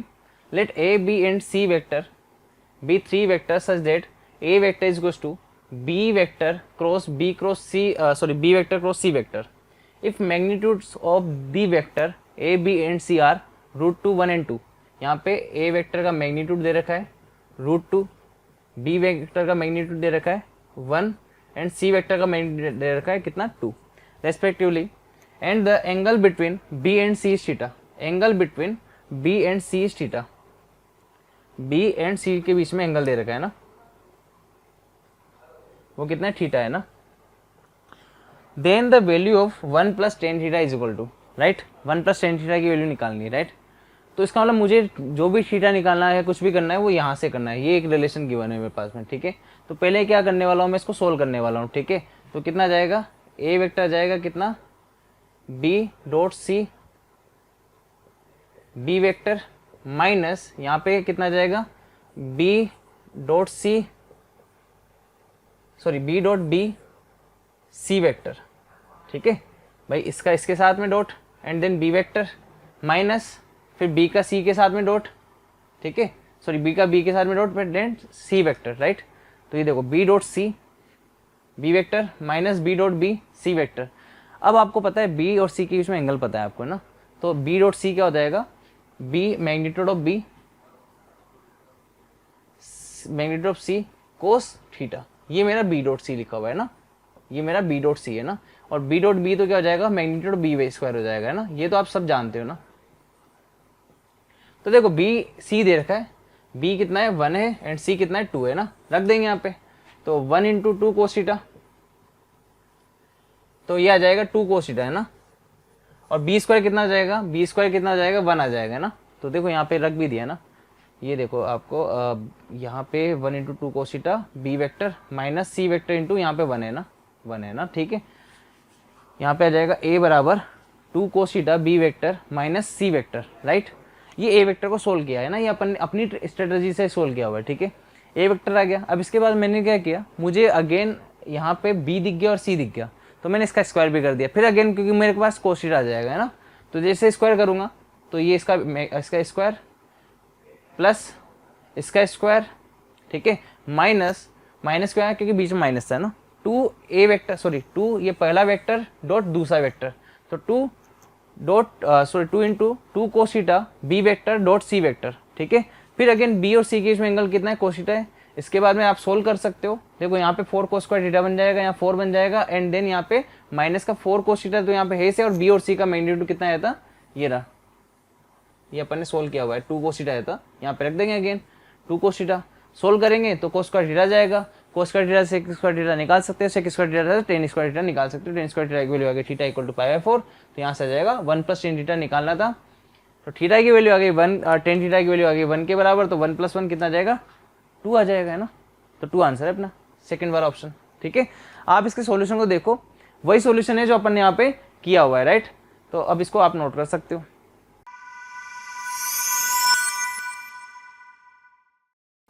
The next question will be question number 15.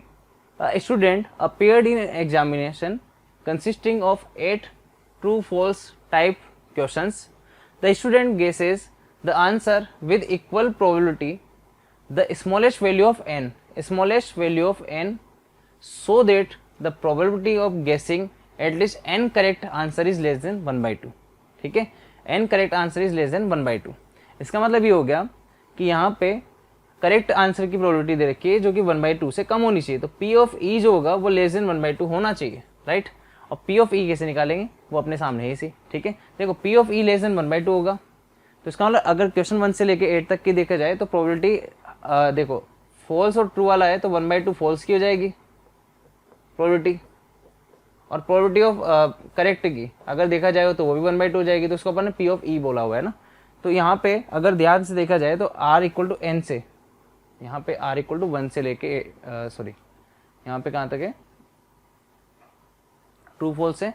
अच्छा, probability of n correct answer है ना, n से लेके 8 हो जाएगी, राइट, सही है ना, n से लेके 8 हो जाएगी।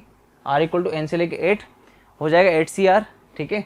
ये पास और ये fail 1/2 to the power 8 minus R और into 1/2 to the power R, और ये लेस देन होना चाहिए किससे, 1/2 से, क्योंकि अपन ने पहले लिखा हुआ है P/E जो है वो क्वेश्चन के अंदर दे रखी है 1/2 से कम होनी चाहिए, राइट। तो बस सोल्व कर लेते हैं ना इसको। देखो सोल्व करना है बहुत आसान है, यहाँ पे 1/2 to the power 8 minus R है, इसको 8 पावर 8 हो जाएगी, ये आ जाएगा, राइट। इसके बाद में आप जानते हो कि इसको मैं ओपन करना जानता हूँ, ये चीज़ तो एज इट इज़ बाहर आ जाएगी समेशन से, और इधर लेके आएंगे तो 2 टू दी पावर 7 बन जाएगा, राइट, क्योंकि अपॉन में 2 भी है तो 8 आएगा, और यहाँ पे कितना बन जाएगा 2 टू दी पावर 7 बन जाएगा, जो कि होता है 128 होता है, ठीक है। तो ये देखो वही लिखा हुआ है, इसको ओपन करेंगे तो 8CN n+1 8C ऐसे जाते जाते 8 तक जाएगा, राइट। तो यहाँ पे अगर ध्यान से देखोगे आप तो देखो 8C 0 से लेके 8C8 तक की वैल्यू कितनी हो जाएगी, 256 हो जाएगी। कैसे आएगी भाई, 8C 0 से लेके प्लस 8C1 ऐसे करोगे आप 8C8 तक जाओगे तो बेसिकली वैल्यू कितनी आ जाती है, 2 टू दी पावर 8 आ जाती है ना, 2 टू दी पावर 8, और सब जानते हैं 2 टू दी पावर 8 कितना होता है, 256 होता है, राइट। तो ये देखो यहाँ पे 256 माइनस जो टर्म अपन ने एक्स्ट्रा लिए उनको घटाना ही पड़ेगा, सब्ट्रैक्ट करना पड़ेगा, तो ये चीज़ लिखी हुई है, एंड देन कैलकुलेशन पार्ट है। तो यहाँ पे n की वैल्यू जो आ जाएगी वो ग्रेटर देन इक्वल टू 5 आ जाएगी, ठीक है। तो n की वैल्यू क्या आ गई, ग्रेटर देन इक्वल टू 5 आ गई। अगर ऑप्शन देखा जाए तो लेस देन वैल्यू सबसे स्मॉलेस्ट वैल्यू चाहिए थी ना, तो अगर n की वैल्यू जो है वो ग्रेटर देन इक्वल टू 5 है तो इसमें सबसे छोटी वैल्यू कौन सी हो जाएगी, 5 आ जाएगी, तो आंसर पहला वाला करेक्ट हो जाएगा, ठीक है। पहला वाला आंसर यहाँ पे करेक्ट हो जाएगा। कैलकुलेशन बेसिकली है और कुछ भी नहीं है ना, एक फंडा था ये वाला क्वेश्चन के अंदर दे रखा है, उसके बाद तो आपको डायरेक्ट सॉल्व करते चलना है, उसके बाद में कोई दिक्कत नहीं है, ठीक है। तो अब इसको आप नोट कर सकते हो।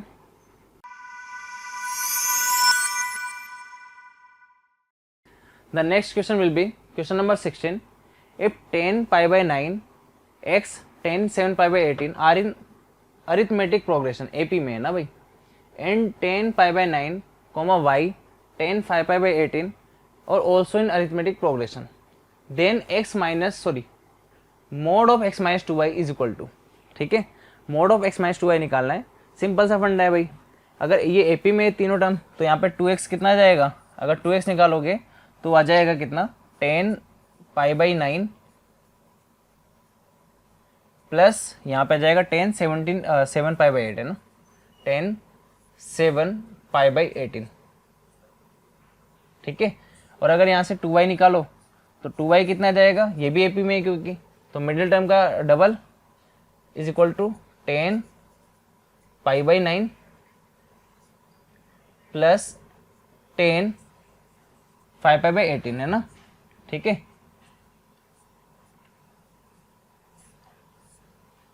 ठीक है बेटा, अब देखो यहाँ पे एक चीज़ ध्यान देना, आप यहाँ पे एक चीज़ ध्यान देने की है, वो ये है कि ये लिखा कैसे है सर, आपने लिखा ऐसे कि ABC अगर आपका AP में होता है ना तो आपको पता होना चाहिए कि जो B होता है ना 2B वो बराबर होता है A + C के, ठीक है।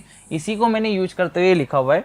अब देखो यहाँ पे 2x है और यहाँ पे 2y है, पर अपने को चाहिए कितना, x चाहिए ना, तो आप इसको x बना लेते हैं ना। x कितना जाएगा यहाँ से, x आ जाएगा सर 10π/9 और प्लस 10 7 पाई/18।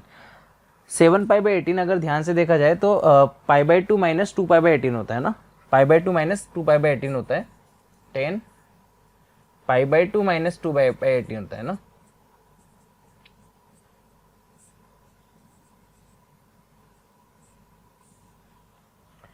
पाई/2 माइनस 2 पाई/18 होता है ना, ठीक है। और अपॉन में 2 आ जाएगा, ठीक है। तो देखो 10 पाई/2 माइनस 2 पाई/18 बेसिकली कोट में आ जाएगा ना, कोट पाई/9 हो जाएगा, राइट। तो यह आ जाएगा कितना, कोट पाई/9 आ जाएगा ना, कोट पाई/9 आ जाएगा। इसी की हेल्प से मैं यहाँ पे वैल्यू निकालने वाला हूँ टू एक्स की और वाई की, है ना, ठीक है। तो देखो x माइनस 2y करेंगे, x माइनस 2y करेंगे तो मेरे पास कितना जाएगा, ध्यान से देखोगे आप तो 10 पाई/9,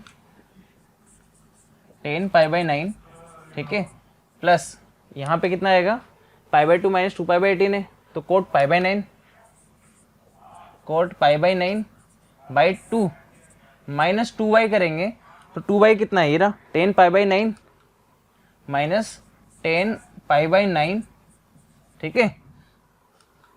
एंड सॉरी यहाँ पे कितना है, 10 5 पाई/18 है ना, प्लस 10 5 पाई/18, ठीक है।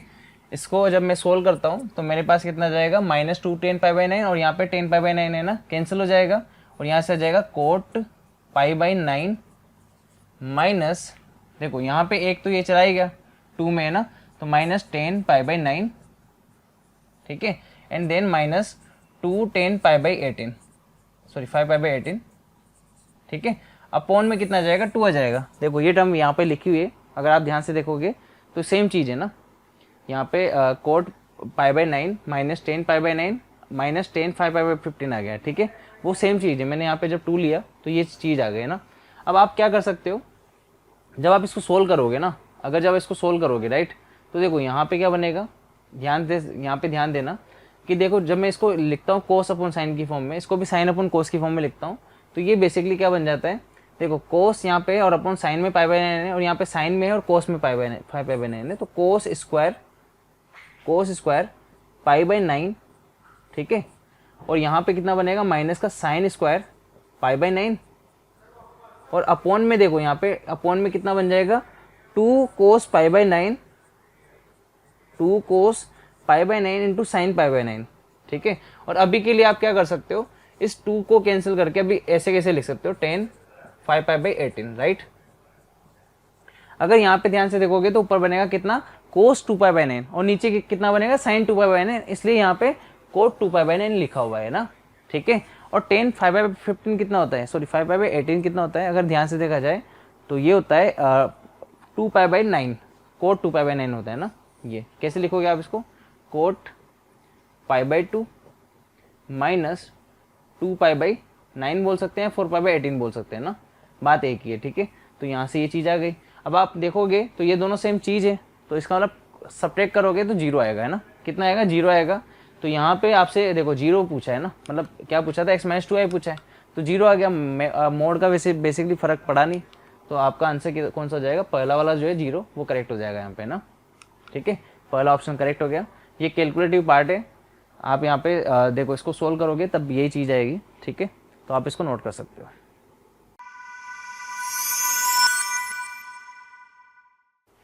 The next question will be question number 17.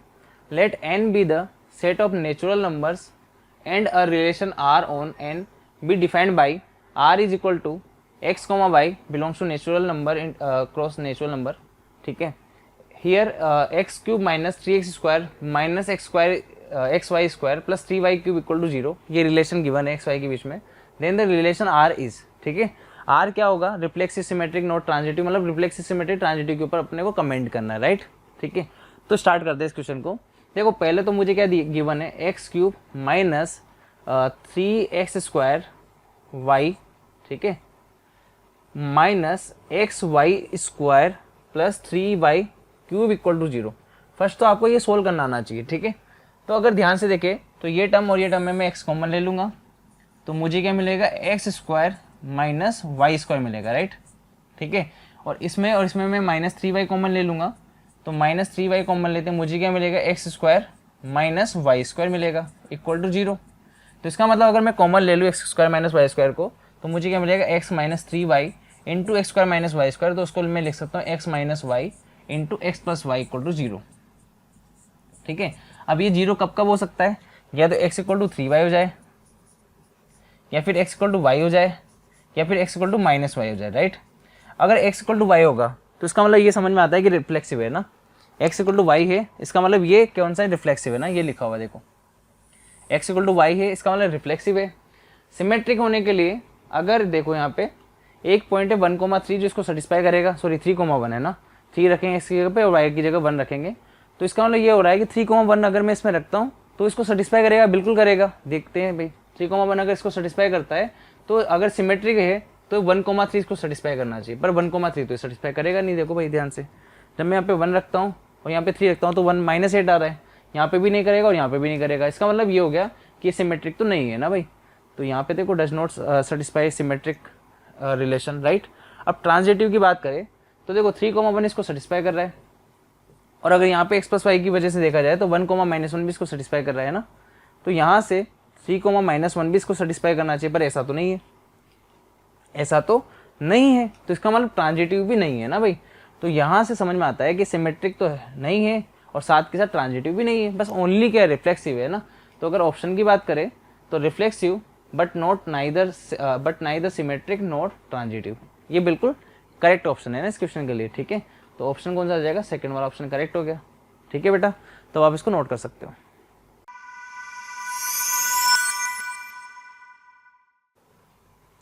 The next question will be question number 18. The value of limit x tending to 0 x upon यहाँ पे है 1 minus sin x to the power 1/8 minus 1 plus sin x to the power 1/8 is equal to। ठीक है, इस question को solve करने के लिए हमें बेसिकली रेशनलाइज करना पड़ेगा। तो पहला केस सोल्व कर लेते हैं। देखो लिमिट x टेंडिंग टू 0, यहाँ पे क्या है x अपॉन, ध्यान देते हैं अगर मैं इसको रेशनलाइज करता हूँ, मतलब मैं इसको मल्टीप्लाई कर और डिवाइड करता हूँ किससे,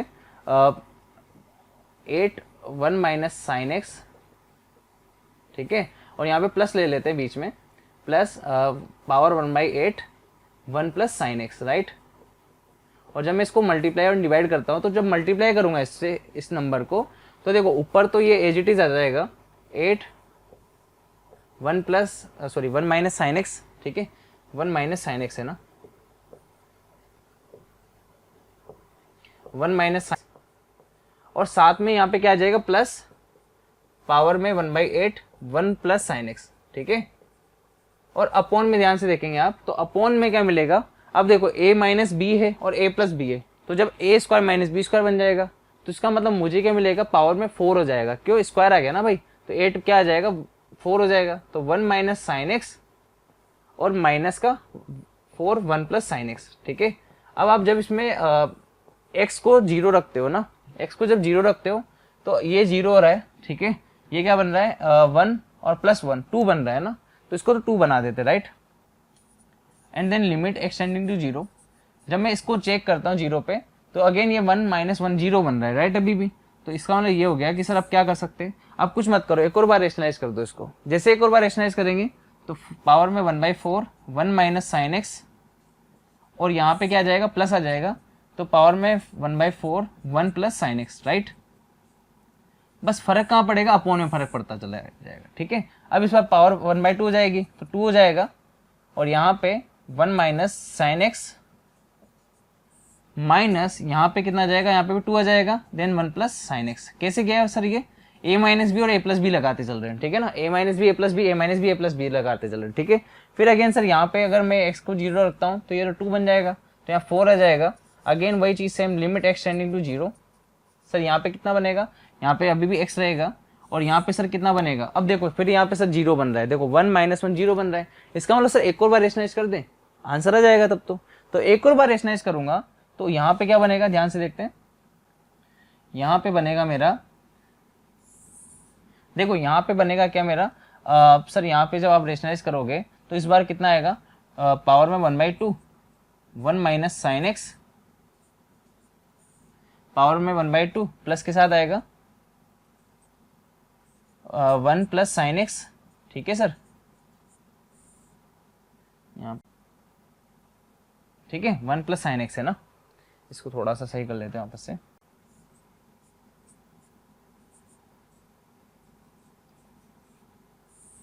ठीक है, 1 प्लस साइन एक्स हो गया, राइट सर। यहाँ तो ये हो गया, और अपोन में क्या बनेगा, अपोन में इस बार क्या बन जाएगा, a माइनस बी करें, मतलब a माइनस बी से मल्टीप्लाई करें ना, तो a square minus b square बनेगा, तो स्क्वायर बनते ही 1 माइनस साइन एक्स हो जाएगा, एंड देन यहाँ पे सर क्या बनेगा, माइनस में 1 प्लस साइन एक्स बन जाएगा। क्लियर है सर, अब तो सोल्व हो गया है ना, वही किया अपन है ना, वही किया यहाँ पे कि सर यहाँ पे अब x बराबर 0 रखेंगे, तो ये सर ये तो वापस से 2 बन जाएगा, तो 2 आगे अगेन 8 हो जाएगा, राइट।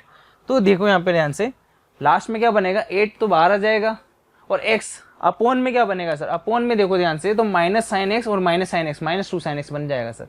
और आप जानते हो x अपॉन साइन एक्स कितना होता है, 1 को होता है, जब x टेंडिंग टू 0 होता है, ठीक है। तो इसका मतलब सर -2 अपॉन 8 कितना हो जाएगा, -4, और यहाँ पे -4 आंसर हो जाएगा सर। तो सेकंड वाला ऑप्शन जो है -4, ये बिल्कुल करेक्ट है ना।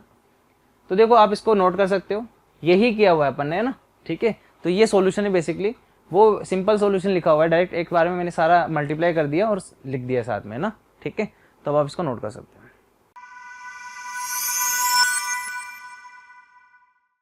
The next question will be question number 19।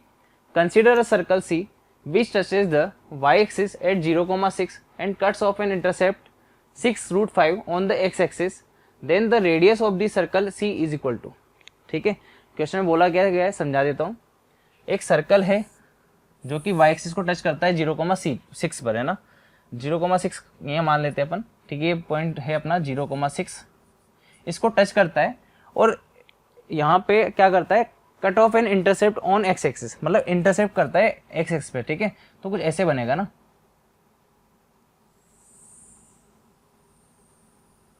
ऐसा कुछ है ना, और ये बेसिकली कितना दे रखा है, 6√5 दे रखा है ना, ये 6√5 दे रखा है, ये जो पॉइंट है ना यहाँ से लेके यहाँ तक की डिस्टेंस 6√5 दे रखी, राइट, ठीक है। तो ये सिंपल हो गया, कैसे सिंपल हो गया कि जैसे सपोज को इसका सेंटर यहाँ पे कहीं पे, ठीक है। अब अगर मैं सॉरी यहाँ पे नहीं होगा ना, थोड़ा सा अपना डायग्राम अगर अपन करेक्ट करते हैं तो आपको शो हो जाएगा कि ये जो सर्कल है, एक बार मैं अपने जो यहाँ पे डायग्राम ऑलरेडी गिवन है उसमें दिखाता हूँ, ठीक है।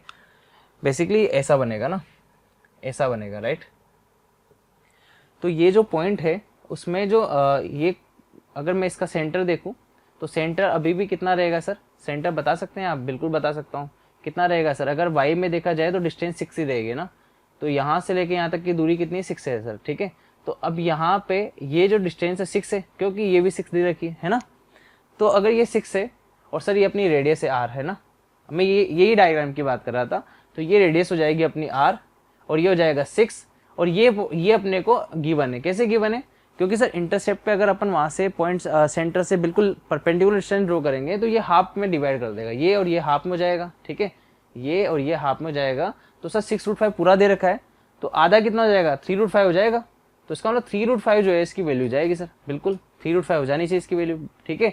तो इसका मतलब ये हो गया सर, ये ट्राइंगल को थोड़ा सा बाहर लेके आओ, तो आप यहाँ पे समझाओ, है ना। तो ये तो मेरा 6 है, ये मेरा r है, और ये मेरा 3√5 है, और मुझे निकालना क्या था सर, r निकालना था ना। पाइथागोरस लगा लेते हैं सर। तो 6 का स्क्वायर 36 माइनस इसका स्क्वायर करेंगे तो 9 5 जा 45, राइट। कितना होगा 3 स्क्वायर, सॉरी ये क्या है, अच्छा हाइपोटेनस है ना, तो ये प्लस आएगा ना यहाँ पे, हाँ ठीक है। r square r is equal to √36 + 45, that means 36 + 45 कितना हो जाएगा, 81 है ना, 81 का रूट आ जाएगा। तो 81 का रूट कितना होता है, 9 होता है ना, ये 9 है ना आंसर, ठीक है। तो ऑप्शन चेक करें तो 9 इज करेक्ट ऑप्शन, ठीक है बेटा। तो यहाँ पे सेकेंड ऑप्शन अपना करेक्ट हो जाएगा। तो आप चाहो तो नोट कर सकते हो उसको, है ना।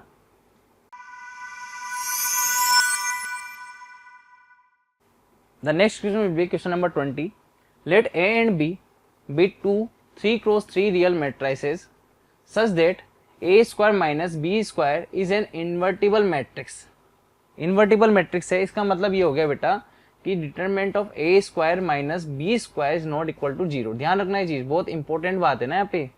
If A⁵ is equal to B⁵ and A³ B² is equal to A² B³ then the value of the determinant of the matrix A³ plus B³ is equal to। किसकी वैल्यू बतानी है, ए cube plus b cube की determinant की, right. तो sir करते हैं यहाँ पे ना, तो ये ए टू दी पावर 5 बराबर है किसके, बी टू दी पावर 5 के, ठीक है। और सर यहाँ पे ए क्यूब बी स्क्वायर बराबर है किसके, ए स्क्वायर बी क्यूब के, ठीक है। तो आप इसको सब्ट्रैक्ट कर दो ना सर, यहाँ पे माइनस माइनस लगा दो, सब्ट्रैक्ट करेंगे तो a to the power 5 minus a cube b square बराबर हो जाएगा किसके, b to the power 5 minus a square b cube के। अब फिर क्या करो सर, ए क्यूब कॉमन ले लो यहाँ पे ना, ए क्यूब कॉमन लेंगे तो ये क्या बनेगा अंदर, ए स्क्वायर माइनस बी स्क्वायर, ठीक है सर। सर यहाँ पे क्या करो आप कि माइनस का बी क्यूब कॉमन ले लो ना, माइनस का बी क्यूब कॉमन ले लो, तो माइनस का बी क्यूब कॉमन लेंगे तो यहाँ पे कितना आ जाएगा, प्लस का ए स्क्वायर माइनस का बी स्क्वायर आ जाएगा, राइट, ठीक है। अब सर क्या करो, आप इसको उठा के इधर लेके आओ, है ना।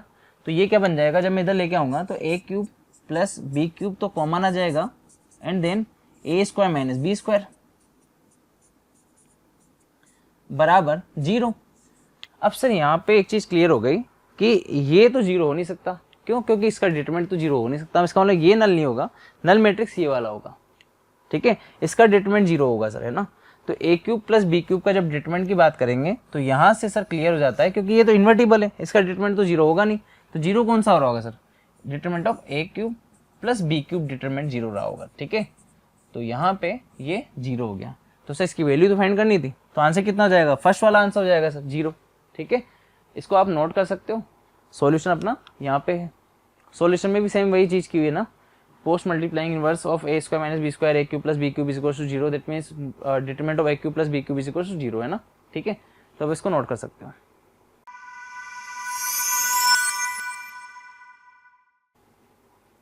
The next question will be, let E be an ellipse whose axes are parallel to the coordinate axis, having its center at 3, -1, one focus at 4, -4, and one vertex is at 5, -4. If mx minus y is equals to 4, m greater than 0 is a tangent to the ellipse E, then the value of 5m square is equal to, ठीक है। Start करते हैं question को। Question में basically क्या बोला हुआ है कि एक एलिप्स है, ये सपोज करो ये अपना एलिप्स हो गया, ठीक है, ये थोड़ा सा मेंटेन कर लेना, ठीक है। उसमें एक सेंटर है 3, -4 यहाँ पे है, फोकस है 4, -4 एंड वर्टेक्स है 5, -4, ठीक है। ये वर्टेक्स है, ये फोकस है और ये सेंटर है ना, ठीक है। अब क्या करना है ना, सब कुछ गिवन है एक तरह से देखा जाए तो अगर मैं इलिप्स की इक्वेशन लिखूँ तो x माइनस सेंटर कितना है 3,4 है, तो x माइनस 3 का whole square upon a square plus y minus 4 का whole square upon b square equal to 1 दे रखा है, ठीक है। सर वर्टेक्स इसको सेटिस्फाई करेगा, बिल्कुल करेक्ट है ना, बिल्कुल करेक्ट है, वर्टेक्स को सेटिस्फाई करा देते हैं। तो 5 - 3 का होल स्क्वायर, हाँ, तो 5 - 3 का होल स्क्वायर कितना हो जाएगा 2 square, that means 4 upon a square plus यहाँ पे सर -4 रखेंगे, यहाँ पे कितना आएगा, अच्छा प्लस आएगा ना, यहाँ पे माइनस नहीं आएगा, प्लस आएगा, ठीक है। तो -4 रखेंगे तो 0 हो जाएगा, और ये डायरेक्ट 0 इक्वल टू कितना आ जाएगा 1 आ जाएगा। तो यहाँ से सर ए स्क्वायर की वैल्यू कितनी आ गई 4 आ गई, ए स्क्वायर की वैल्यू 4 आ गई, दैट मीन्स सर ए की वैल्यू कितनी आ गई +-2 हो जाएगी, है ना, ठीक है। तो यहाँ पे ए स्क्वायर बराबर 4 आ गया, तो ए की वैल्यू कितनी आ जाएगी 2 आ जाएगी, ठीक है। अब ए की वैल्यू 2 आ गई ना, hence a is equal to 2, और ए की वैल्यू 2 आ गई तो ए की वैल्यू कितनी आ जाएगी 1 आ जाएगी। सर कैसे किया आपने, क्योंकि ए माइनस ए ई बराबर कितना है मेरा यहाँ पे 1 है ना, ठीक है। ए की वैल्यू 2 है, minus a e is equal to 1, तो 2 - 1 करेंगे तो 1 is equal to a e, और सर ए की वैल्यू तो 2 है इसी, तो ई की वैल्यू कितनी आ जाएगी 1/2 आ जाएगी, राइट। तो ई की वैल्यू 1/2 निकाल लिया अपन ने, ई की वैल्यू 1/2 आ गई तो अपन बी की वैल्यू निकाल सकते हैं, बिल्कुल निकाल सकते हैं। तो बी की वैल्यू निकाल ली, 3 आ गई बी स्क्वायर की वैल्यू, राइट। सॉरी यहाँ पे बी स्क्वायर बराबर 3 स्क्वायर आएगा ना, तो बी की वैल्यू यहाँ से 3 आएगी, ठीक है। बी की वैल्यू 3 आ गई, इलिप्स की इक्वेशन में लिख सकता हूँ, लिख लिया मैंने यहाँ पे, ठीक है। अब एक चीज़ है कि सर अगर टेंजेंट जो है अगर वो इस इलिप्स से पास कर रही है, बिल्कुल पास करेगी क्योंकि टेंजेंट है ना, तो अगर सर इसको पास करेगी तो इसको सेटिस्फाई भी करेगी, इसको सेटिस्फाई करवा दिया तो यहाँ पे ये इक्वेशन m के अंदर हो गई। अब आप क्या करो, अगर इसको सेटिस्फाई कर रही है तो इसको टच कर रही है तो इसका ये हो गया कि इसका जो रूट्स आएगा सर वो इक्वल आएगा, तो इक्वल रूट्स का मतलब डी बराबर 0 कर दो। डी बराबर 0 करते हैं, वहाँ से एम की वैल्यू निकल के आ जाएगी आपके पास, ठीक है। एम की वैल्यू तो 5m² पूछा है ना आपसे, हाँ, तो बस यहाँ पे एक रिलेशन निकलेगा, उसके 5m² की वैल्यू आ जाएगी 3 के बराबर, राइट। यहाँ पे गिवन है ना, तो अब इसको सोल्व कर सकते हो, ठीक है बेटा। तो आप इसको नोट कर लो।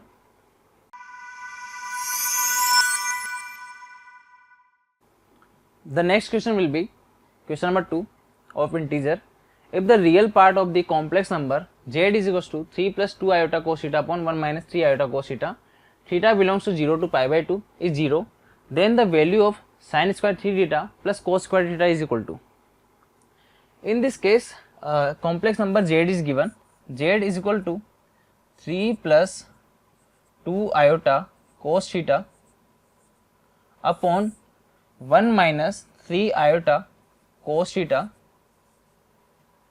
right. Now in this case real part of the complex number is 0, ठीक है। if the real part of the complex number is 0, ठीक है। अब इसका रियल पार्ट निकालना है। रियल पार्ट कैसे निकालेंगे, पहले इसको सर रेशनलाइज कर लो, ठीक है। तो मैं क्या करने वाला हूँ, 1 plus 3 iota cos theta से ऊपर नीचे मल्टीप्लाई करने वाला हूँ, ठीक है। 1 plus 3 iota cos theta से मल्टीप्लाई कर लेंगे, है ना। जैसे हमने इसको मल्टीप्लाई किया तो मेरे पास कितना जाएगा सर, 3 से 1 करेंगे तो 3, और 2 आयोटा से 3 आयोटा करेंगे तो माइनस का 6 cos square theta.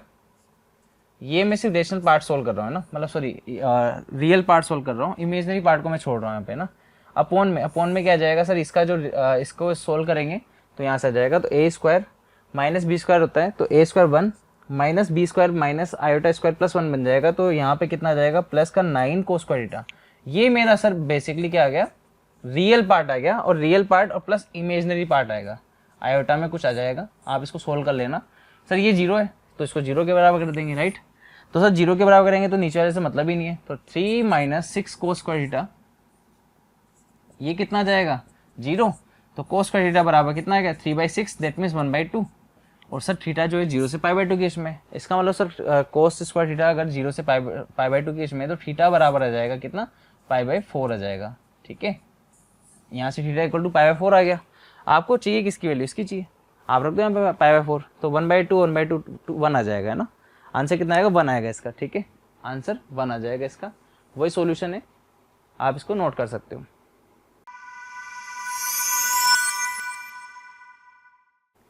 The next question will be question number 3.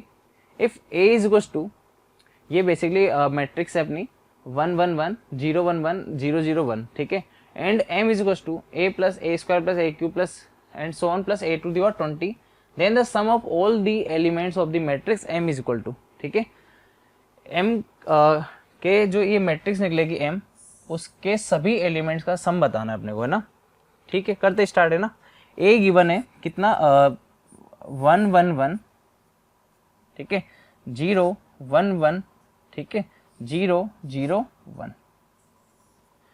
अब यहाँ पे एक पैटर्न तैयार हो गया ना, क्योंकि आप इतना लंबा मल्टीप्लाई करके सोल्व नहीं कर सकते, पक्का यहाँ पे कोई पैटर्न तैयार हुआ होगा, है ना।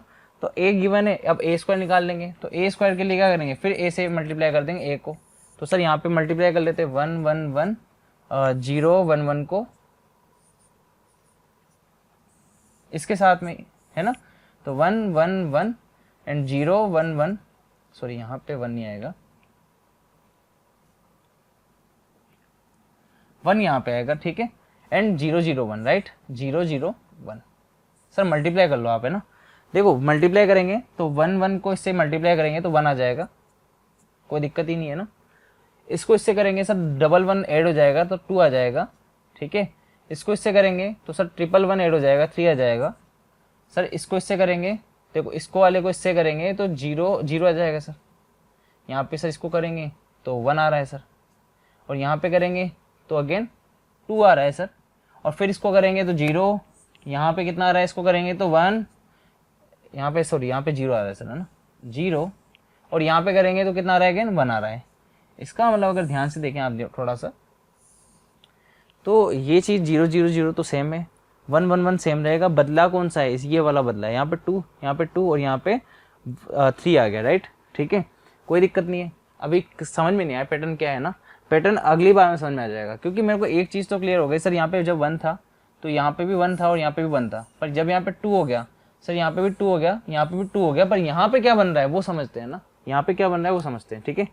तो जैसे सर एक और बार मल्टीप्लाई करेंगे इसको इसी के साथ में, a के साथ में, तो मैं a क्यूब देखना चाहता हूँ, तो a क्यूब क्या हो जाएगा, इसका a के साथ में मल्टीप्लाई कितना है 1 0 0 1 1 0 एंड देन 1 1 1। तो जब आप मल्टीप्लाई करोगे सर इसको, तो देखो 1 2 3 को इससे करेंगे तो 1 आ जाएगा, 1 2 3 को इसको साथ करेंगे तो कितना आएगा 1 + 2 3 आ जाएगा सर, ठीक है। इसके साथ करेंगे तो 1 + 2 + 3 आ जाएगा, ठीक है। कितना आ रहा है 1 + 2 + 3 आ रहा है, ठीक है ना। अब इसके बहुत बड़ा इंपॉर्टेंट है ना 1 + 2 + 3 लिखने का क्या रीज़न है अभी समझाता हूँ, है ना। जैसे आप इसको मल्टीप्लाई करोगे तो 0 0 और 0 आ जाएगा, राइट। इसको करोगे तो 1 आ रहा है सर, इसको करोगे तो अगेन 0 + 1 + 2 3 आ रहा है सर, है ना, ठीक है। यहाँ पे क्या आ जाएगा, यहाँ पे अगेन 0, यहाँ पे सर यहाँ पे भी 0 एंड लास्ट वाला 1 आ जाएगा सर। तो अब इसको ऐसे लिख लो।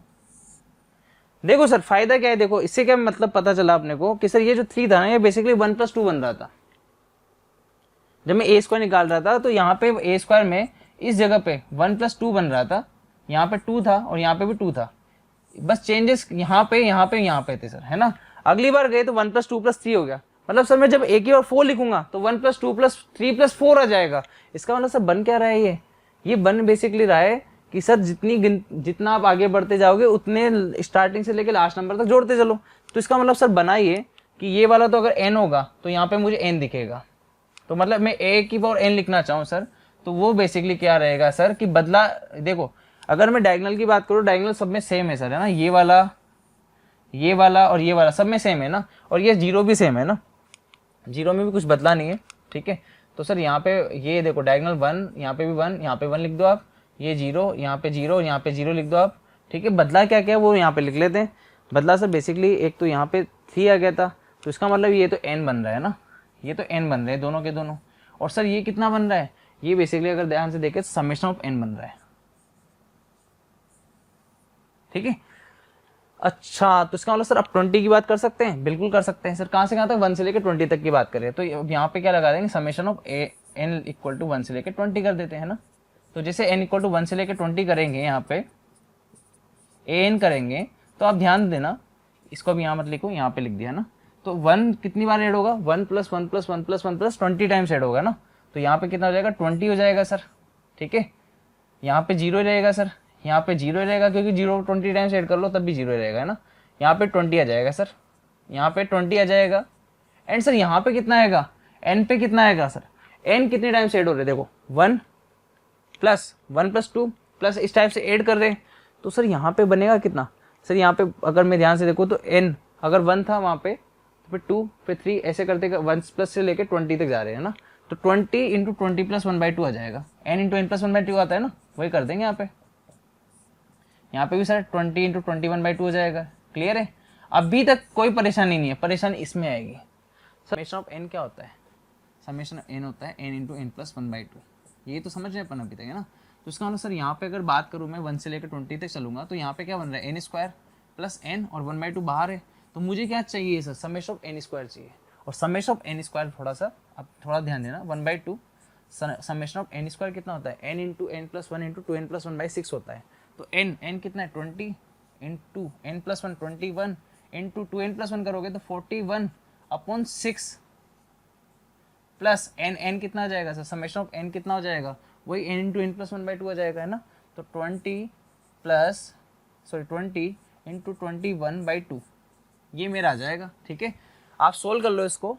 जब आप सोल्व करोगे यहाँ पे तो यहाँ पे देखो 20, यहाँ पे 20 एंड यहाँ पे 20, इसको सोल्व कर लो आप, तो यहाँ पे बनेगा 210, है ना। 210 यहाँ बनेगा, तो देखो 20 + 20 + 20 60 प्लस यहाँ पे कितना बनेगा 210 + 210 420, ठीक है। और यहाँ से आ जाएगा मेरा, अगर इसको सोल्व करते हैं तो 1540 आता है ना, 1540 आता है। तो 1540 एंड 1600 प्लस 420 करेंगे तो 2020 आ जाएगा आंसर, ठीक है। देखो 2020 गिवन है, आप इस कैलकुलेशन से चलो, आप चाहे इस कैलकुलेशन से चलो, ठीक है।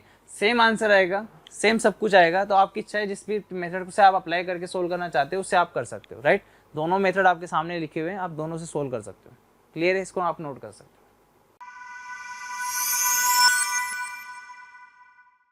The next question will be question number 4.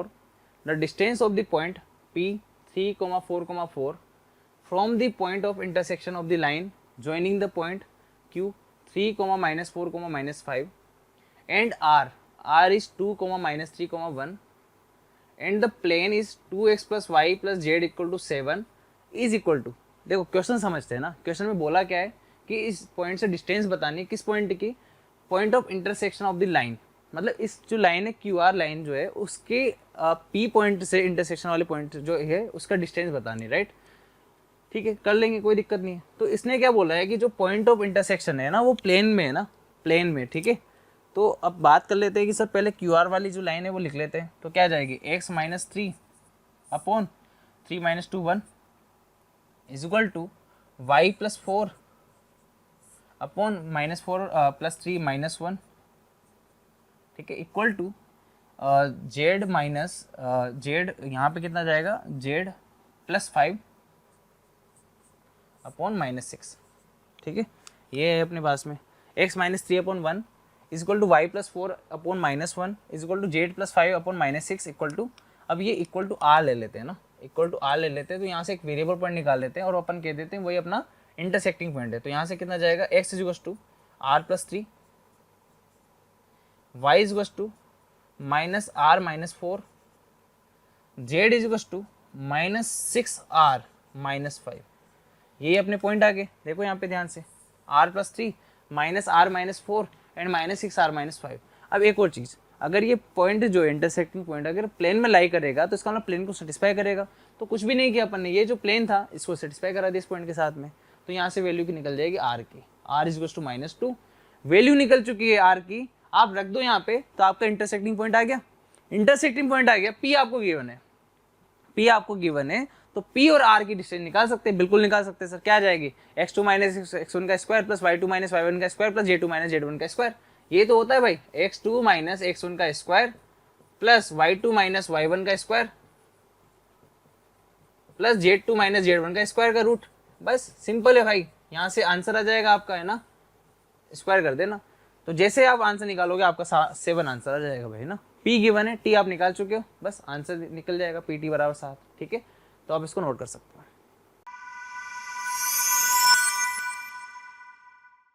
अगला क्वेश्चन तो बढ़ते हैं। अगला क्वेश्चन है question number 5। The number of real roots of the equation e⁴x - e⁴x - 4 × e⁴2x - e⁴x + 1 = 0 is equal to, ठीक है। इस क्वेश्चन में क्या करने वाले अपन, e⁴x को t मान लेते हैं, ठीक है।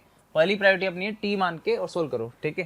तो यहाँ पे क्या बन जाएगा, t⁴ माइनस यहाँ बन जाएगा t³ माइनस यहाँ बन जाएगा 4t² माइनस t + 1 = 0। अब मैं क्या करने वाला हूँ, t² कॉमन ले लेता हूँ। देखो t² कॉमन लेते क्या बन जाएगा, यहाँ पे t² माइनस यहाँ बन जाएगा t माइनस यहाँ बन जाएगा 4, यहाँ बन जाएगा -1/t एंड यहाँ बन जाएगा +1/t², right, is equal to 0। अब मैं क्या करने वाला हूँ, इसको साथ में लूँगा, तो t² + 1/t², इसको मैं माइनस कॉमन लेके लिखूँ तो t + 1/t -4 = 0। इसको मैं t + 1/t का होल स्क्वायर बना सकता हूँ, ये 1/t है ना, t + 1/t का होल स्क्वायर बना सकता हूँ, बिल्कुल बना सकता हूँ सर। क्या आ जाएगा, t + 1/t का होल स्क्वायर -2 आ जाएगा, तो -2 को बाहर भेज देते हैं पीछे वाले पे ना। तो देखो ये ऐसे बन जाएगा। आप कुछ मत करो सर, जेड ले लो ना, इसको t + 1/t को जेड ले लेते हैं भाई, है ना। मैंने क्या कहते हैं, t + 1/t को जेड ले लिया, तो सर बनेगा कितना, ध्यान से देखेंगे। तो सर z² - z -6 = 0। सर इसके फैक्टर हो जाएंगे, बिल्कुल हो जाएंगे, z - 3 and z + 2 is equal to 0। z की 2 वैल्यू आ जाएगी एंड 3 एंड -2। आप जानते हो कि -2 तो कैसे भी नहीं हो सकता, क्यों नहीं हो सकता, t और 1/t दोनों पॉजिटिव है, क्यों, e⁴x है ना भाई। तो इसका मतलब सर ये तो नहीं हो सकता, ये होगा। तो सर कर लेते हैं, t + 1/t = 3 हो जाएगा, t + 1/t = 3 हो जाएगा। यहाँ से 2 वैल्यू निकल के आ जाएगी। इसका मतलब अपने से पूछा क्या था, नंबर ऑफ रियल रूट्स से तो पूछे थे, तो इसका मतलब कितना आ रहा है, 2 आ रहा है, तो आंसर कितना आ जाएगा, 2 आ जाएगा भाई यहाँ पे, ठीक है। आप चाहो तो आगे सोल्व करके भी निकाल सकते हो, आंसर 2 आएगा, है ना। तो ये अपना सॉल्यूशन हो गया, आप इसको नोट कर सकते हो, ठीक है।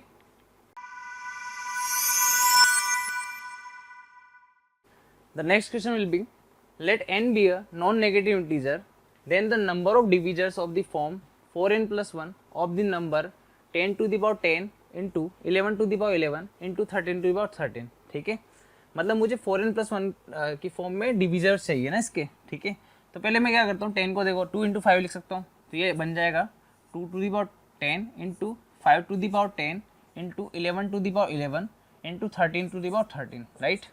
ठीक है, अब मुझे डिविजर्स चाहिए 4n प्लस 1 की फॉर्म में. किस फॉर्म में चाहिए? 4n प्लस 1 की फॉर्म में चाहिए. राइट. तो 4n प्लस 1 क्या होता है? ऑड होता है.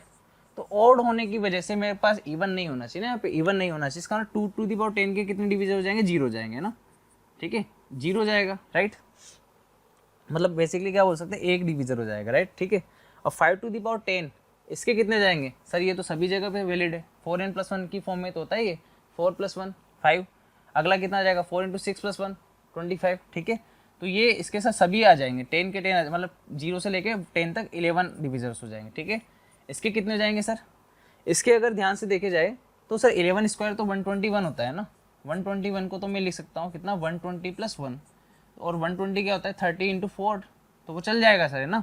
पर जब मैं 11 क्यूब देखता हूँ तो 30 ये से आ जाता है, और ये आ जाएगा 1330 प्लस 1, तो ये 4n की फॉर्म में नहीं आता. तो इससे एक रिलेशन पता चल रहा है सर कि जो इवन वाला जो केस है ना उसमें तो वैलिड है सर, पर ओड वाले में वैलिड नहीं है. तो इवन वाले लेते हैं. ठीक है, तो इवन कौन कौन सा आएगा? 0 2 4 6 8 और 10, मतलब 6 टोटल 6 आ जाएंगे सर, है ना.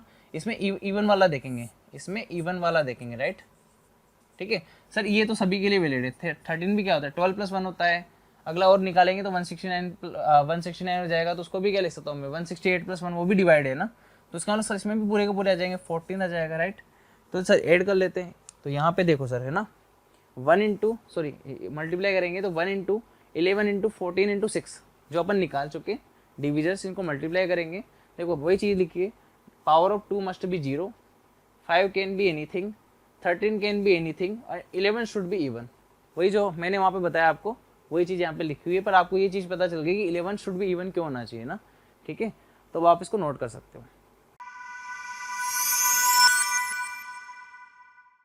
The next question will be question number 7.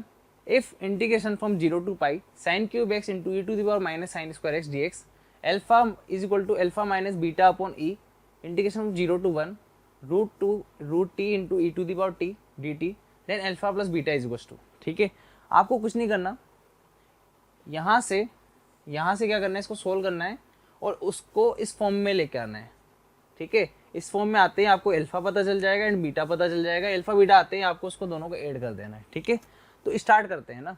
पहला स्टेप मेरा रहेगा साइन क्यूब एक्स को ब्रेक करने का. साइन क्यूब एक्स को मैं कैसे ब्रेक कर सकता हूँ, ध्यान देना. साइन क्यूब एक्स को ऐसे ब्रेक कर सकता हूँ, sine x into sine square x, और साइन स्क्वायर एक्स को मैं ब्रेक कर सकता हूँ किस फॉर्म में?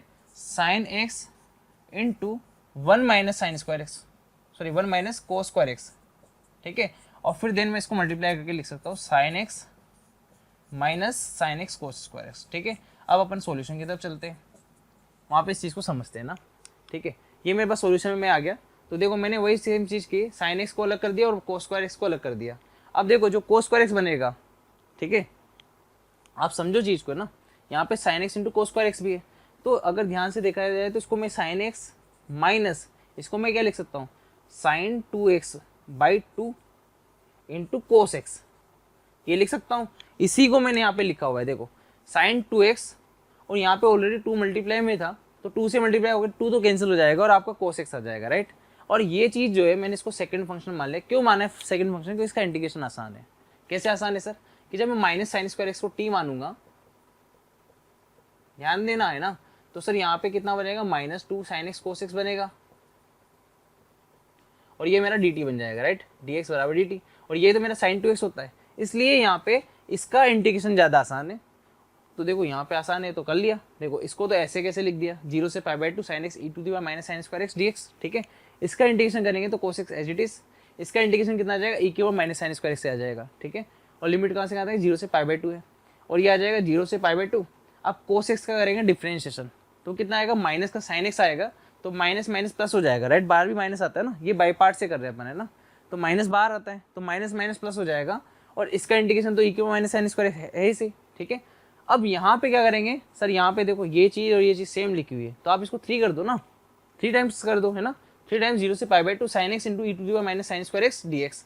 और सर ये कितना आ जाएगा, इसको सोल्व कर लो भाई, -1 आ रहा है, देखो π/2 रखेंगे तो 0, cos π/2 0 हो जाता है, 0 रखेंगे तो माइनस cos 0 -1, और ये कितना हो जाएगा सर, ये साइन स्क्वायर 0 0 बन जाएगा और e⁻0 1 बन जाएगा, तो इसको -1 आ रहा है सर, देखो -1 अलग से लिखा हुआ है, ठीक है। सर अब क्या करने वाले हैं, अब कुछ नहीं करने वाले भाई अपन ना, सिंपल सा काम है सर, माइनस साइन स्क्वायर को टी रख दो, काम खत्म करो, टी नहीं अल्फा रख देते हैं ना, अल्फा रख दिया ना, ठीक है। सर कितना आ जाएगा e⁻α, और sir minus sine square x को तो अल्फा रख दिया आपने, तो फिर आगे इसका क्या करेंगे, साइन एक्स को आप ऐसे बदलो ना, देखो साइन एक्स को कैसे बदल सकते हैं सर, साइन एक्स को आप ऐसे बदलो कि साइन एक्स को तो ऊपर की जगह नीचे लिख दो ना आप, देखो साइन एक्स को सर मैं क्या लिख सकता हूँ, साइन एक्स को मैं अगर मैं नीचे लेके आता हूँ तो ये आ जाएगा बेसिकली, सर साइन एक्स को मैं ऐसे बदल सकता हूँ कोसेक एक्स की फॉर्म में, और कोसेक एक्स को मैं बदल सकता हूँ साइन एक्स की फॉर्म में, ठीक है। तो वहाँ से आ जाएगा 1 माइनस साइन स्क्वायर एक्स, ठीक है, ठीक है बेटा। अब यहाँ पे ये चेंज हो चुका है, और यहाँ पे मैंने साइन स्क्वायर एक्स का माइनस साइन स्क्वायर एक्स को अल्फा रखा है, तो इसका डिफरेंशियल कितना हो जाएगा सर, 2 साइन एक्स कोसेक से हो जाएगा, ठीक है। उसको सोल्व करने के बाद में मुझे ये मिल गया।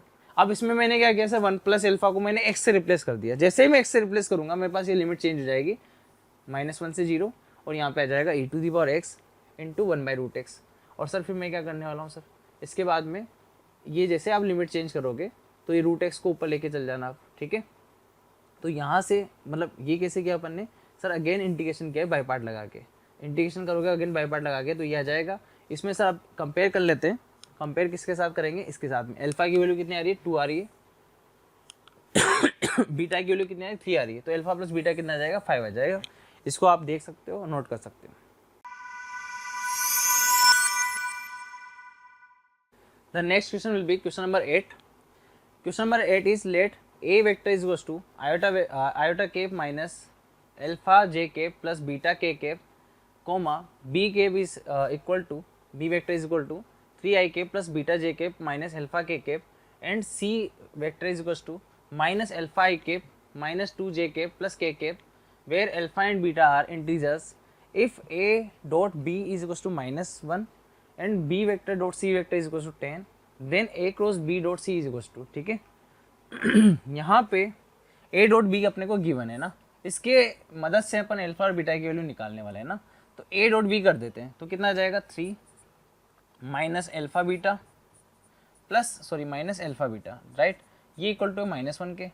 अब b डॉट c करेंगे, इसको करेंगे डॉट में, तो यहाँ से कितना आ जाएगा -3 alpha minus 2 beta minus alpha is equal to, यहाँ से 10 है, ठीक है, 10 है ना यहाँ पे, ठीक है। इसको ध्यान से देखोगे तो ये कितना लिखा हुआ है, 2 alpha beta is equal to 4, ठीक है। तो alpha beta is equal to 2 लिखा हुआ है, ये पहली इक्वेशन होगी अपनी।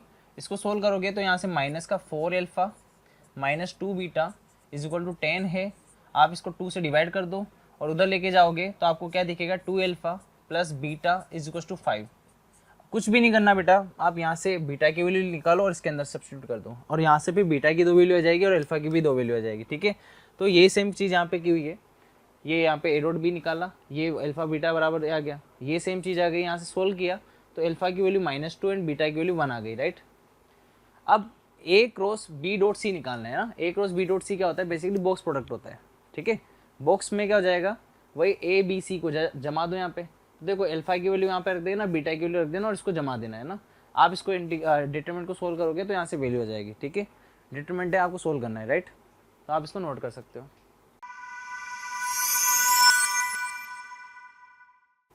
The next question will be let a is equals to n belongs to natural number, relation है n square is less than equal to n plus 10,000, b है अपने पास में 3k plus 1 where k belongs to natural number, and c है अपने पास 2k where k is belongs to natural number, ठीक है। then the sum of all the elements of the set A intersection b minus c is equal to, ठीक है। पहले आपको ध्यान देना है कि यहाँ पे a b c set given है और आपको b माइनस सी निकाल लेना है, ठीक है। b माइनस सी क्या होता है कि b सेट में एक c का कोई भी एलिमेंट नहीं आना चाहिए, ठीक है। अगर b को अगर आप ध्यान से देखो तो मैं वैसे भी बता सकता हूँ और वैसे लिख के भी बता सकता हूँ, ठीक है ना। पहले मैं लिख के बता देता हूँ। तो यहाँ पे सर k नेचुरल नंबर है, तो k इक्वल टू 1 रखेंगे तो 3 + 1 4 आ जाएगा, ठीक है। k इक्वल टू 2 रखेंगे तो 6 + 1 7 आ जाएगा। अब ध्यान से देखना, आप मैं जो चीज़ समझा रहा था वो ये है कि आप जब यहाँ पे ओड लेते हो तो ओड इंटू ओड कितना हो जाता है, इवन हो जाता है, ठीक है। सॉरी, ओड इंटू ओड कितना होता है, ओड होता है, और ओड प्लस 1 करेंगे तो इवन हो जाएगा। तो यहाँ पे ये चीज़ क्या लिखी हुई, इवन लिखी हुई है। तो जब आप b - c करोगे तो हर इवन पार्ट को हटा देना, और जैसे इवन पार्ट को हटा दो, जैसे 4 कैंसिल हो जाएगा, पर 7 रहेगा। क्यों 7 क्यों रहेगा सर, कि जब आप 3 इंटू इवन करते हो तो वहाँ पे इवन आता है, +1 करते ओड हो जाता है, तो ओड कभी भी इसमें मिलेगा नहीं। तो आप क्या करो कि सारी ओड वैल्यू ले लो। तो कहाँ से स्टार्ट करें सर, 1 से करें कि 2 से करें, 2 से करेंगे। क्यों, क्योंकि सर इवन करना है ना मल्टीप्लाई। तो 3 इंटू 2 + 1 करेंगे तो 7, 3 इंटू 4 12 + 1 करेंगे 13, 3 इंटू 6 18 + 1 करेंगे तो 19, ऐसे बढ़ता चला जाएगा। सर कहाँ तक जाएगा, इन्फाइनाइट तक जाएगा, बिल्कुल इन्फाइनाइट तक जाएगा, है ना, ठीक है। अब अगला सर इसके अंदर करते हैं। सर ये क्या लिखा हुआ है सर, ये ध्यान से देखोगे तो आपको ऐसे दिखेगा, n² - n is less than equal to 10,000, ठीक है। अगर सर इसको ध्यान से देखें तो n into n - 1 less than equal to 100 into 100 कर दे भाई, 2 फैक्टर दिख रहे हैं मुझे 100 इंटू 100 के सर, ठीक है सर, बिल्कुल। तो इसका मतलब सर यहाँ पे n की वैल्यू 100 तक जा सकती है। देखो सर 100 तक जाएगी तो आपकी वैल्यू यहाँ पे 100 इंटू 99 तक दिखेगी, मतलब मुझे यहाँ तक n 100 तक जा सकते हैं सर, ठीक है। तो बस यहाँ पे भी मैं क्या करता हूँ, वहाँ तक वैल्यू लेता हूँ जो 100 से पहले पहले तक है ना, वहाँ तक की सारी वैल्यू कॉमन आ जाएगी। तो सर इसमें 100 से पहले पहले तक की वैल्यू कौन सी है, अगर आप निकालो तो यहाँ पे 3n + 1 को आप कर दो 100 के बराबर। सर 3k + 1 है ना, 3k + 1 को 100 के बराबर कर दो, तो k की वैल्यू बेसिकली कितनी आ जाएगी सर, 99/3। सर 99/3 कितना हो जाएगा सर, 99/3 करेंगे तो यहाँ पे आ जाएगा 33, और 33 इंटू 3 + 1 करेंगे 100 हो जाएगा, है ना।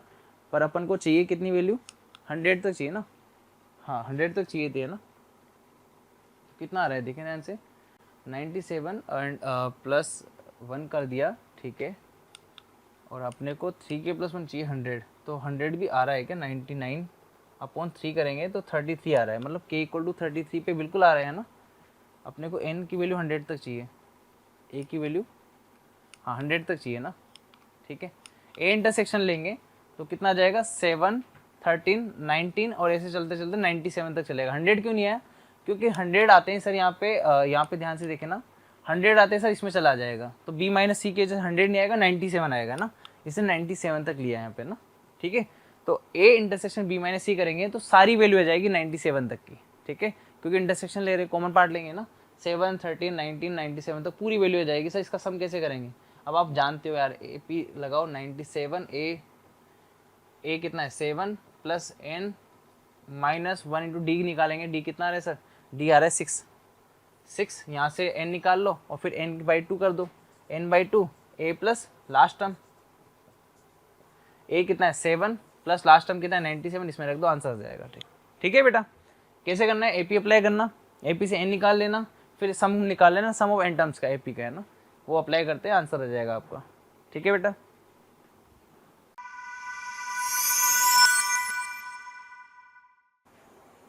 The last question will be, let y is equals to y of x be the solution of the differential equation dy is equals to e to the power alpha x plus y dx, where alpha belongs to natural number.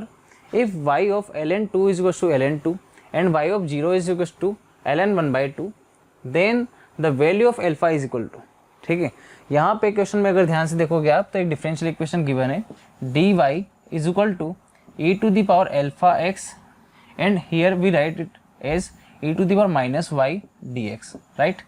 In this case e to the power minus y dy is equal to e to the power alpha x dx.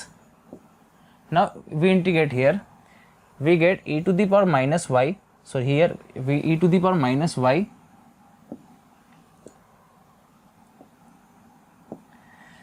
e to the power minus y and minus sign is here, and here e to the power alpha x upon alpha plus c. This is our solution of differential equation. Now in this case y of ln2 is equals to ln2, that means we put x is equals to ln2 and y is equals to ln2 in this equation. we got c is equals to, here c is in the form of alpha. Now next step, x is 0 and y is, sorry, x is 0 and y is ln2, ln 1 by 2. Now here we put the value of 0 comma minus ln2 in this equation. We get minus 2 is equals to 1 by alpha plus c. Now we subtract equation second and third. Here we get 2 to the power alpha. 2 to the power alpha minus 1 upon alpha is equals to 3 by 2. In this case, alpha is equals to 2. We put here alpha is equals to 2. 4 minus 1 by 2 equal to 3 by 2. That means here the value of alpha is 2, because alpha is natural number given in question. So here we take alpha is equal to 2 as the answer. So here answer is 2. So you write the solution of this question. Thank you.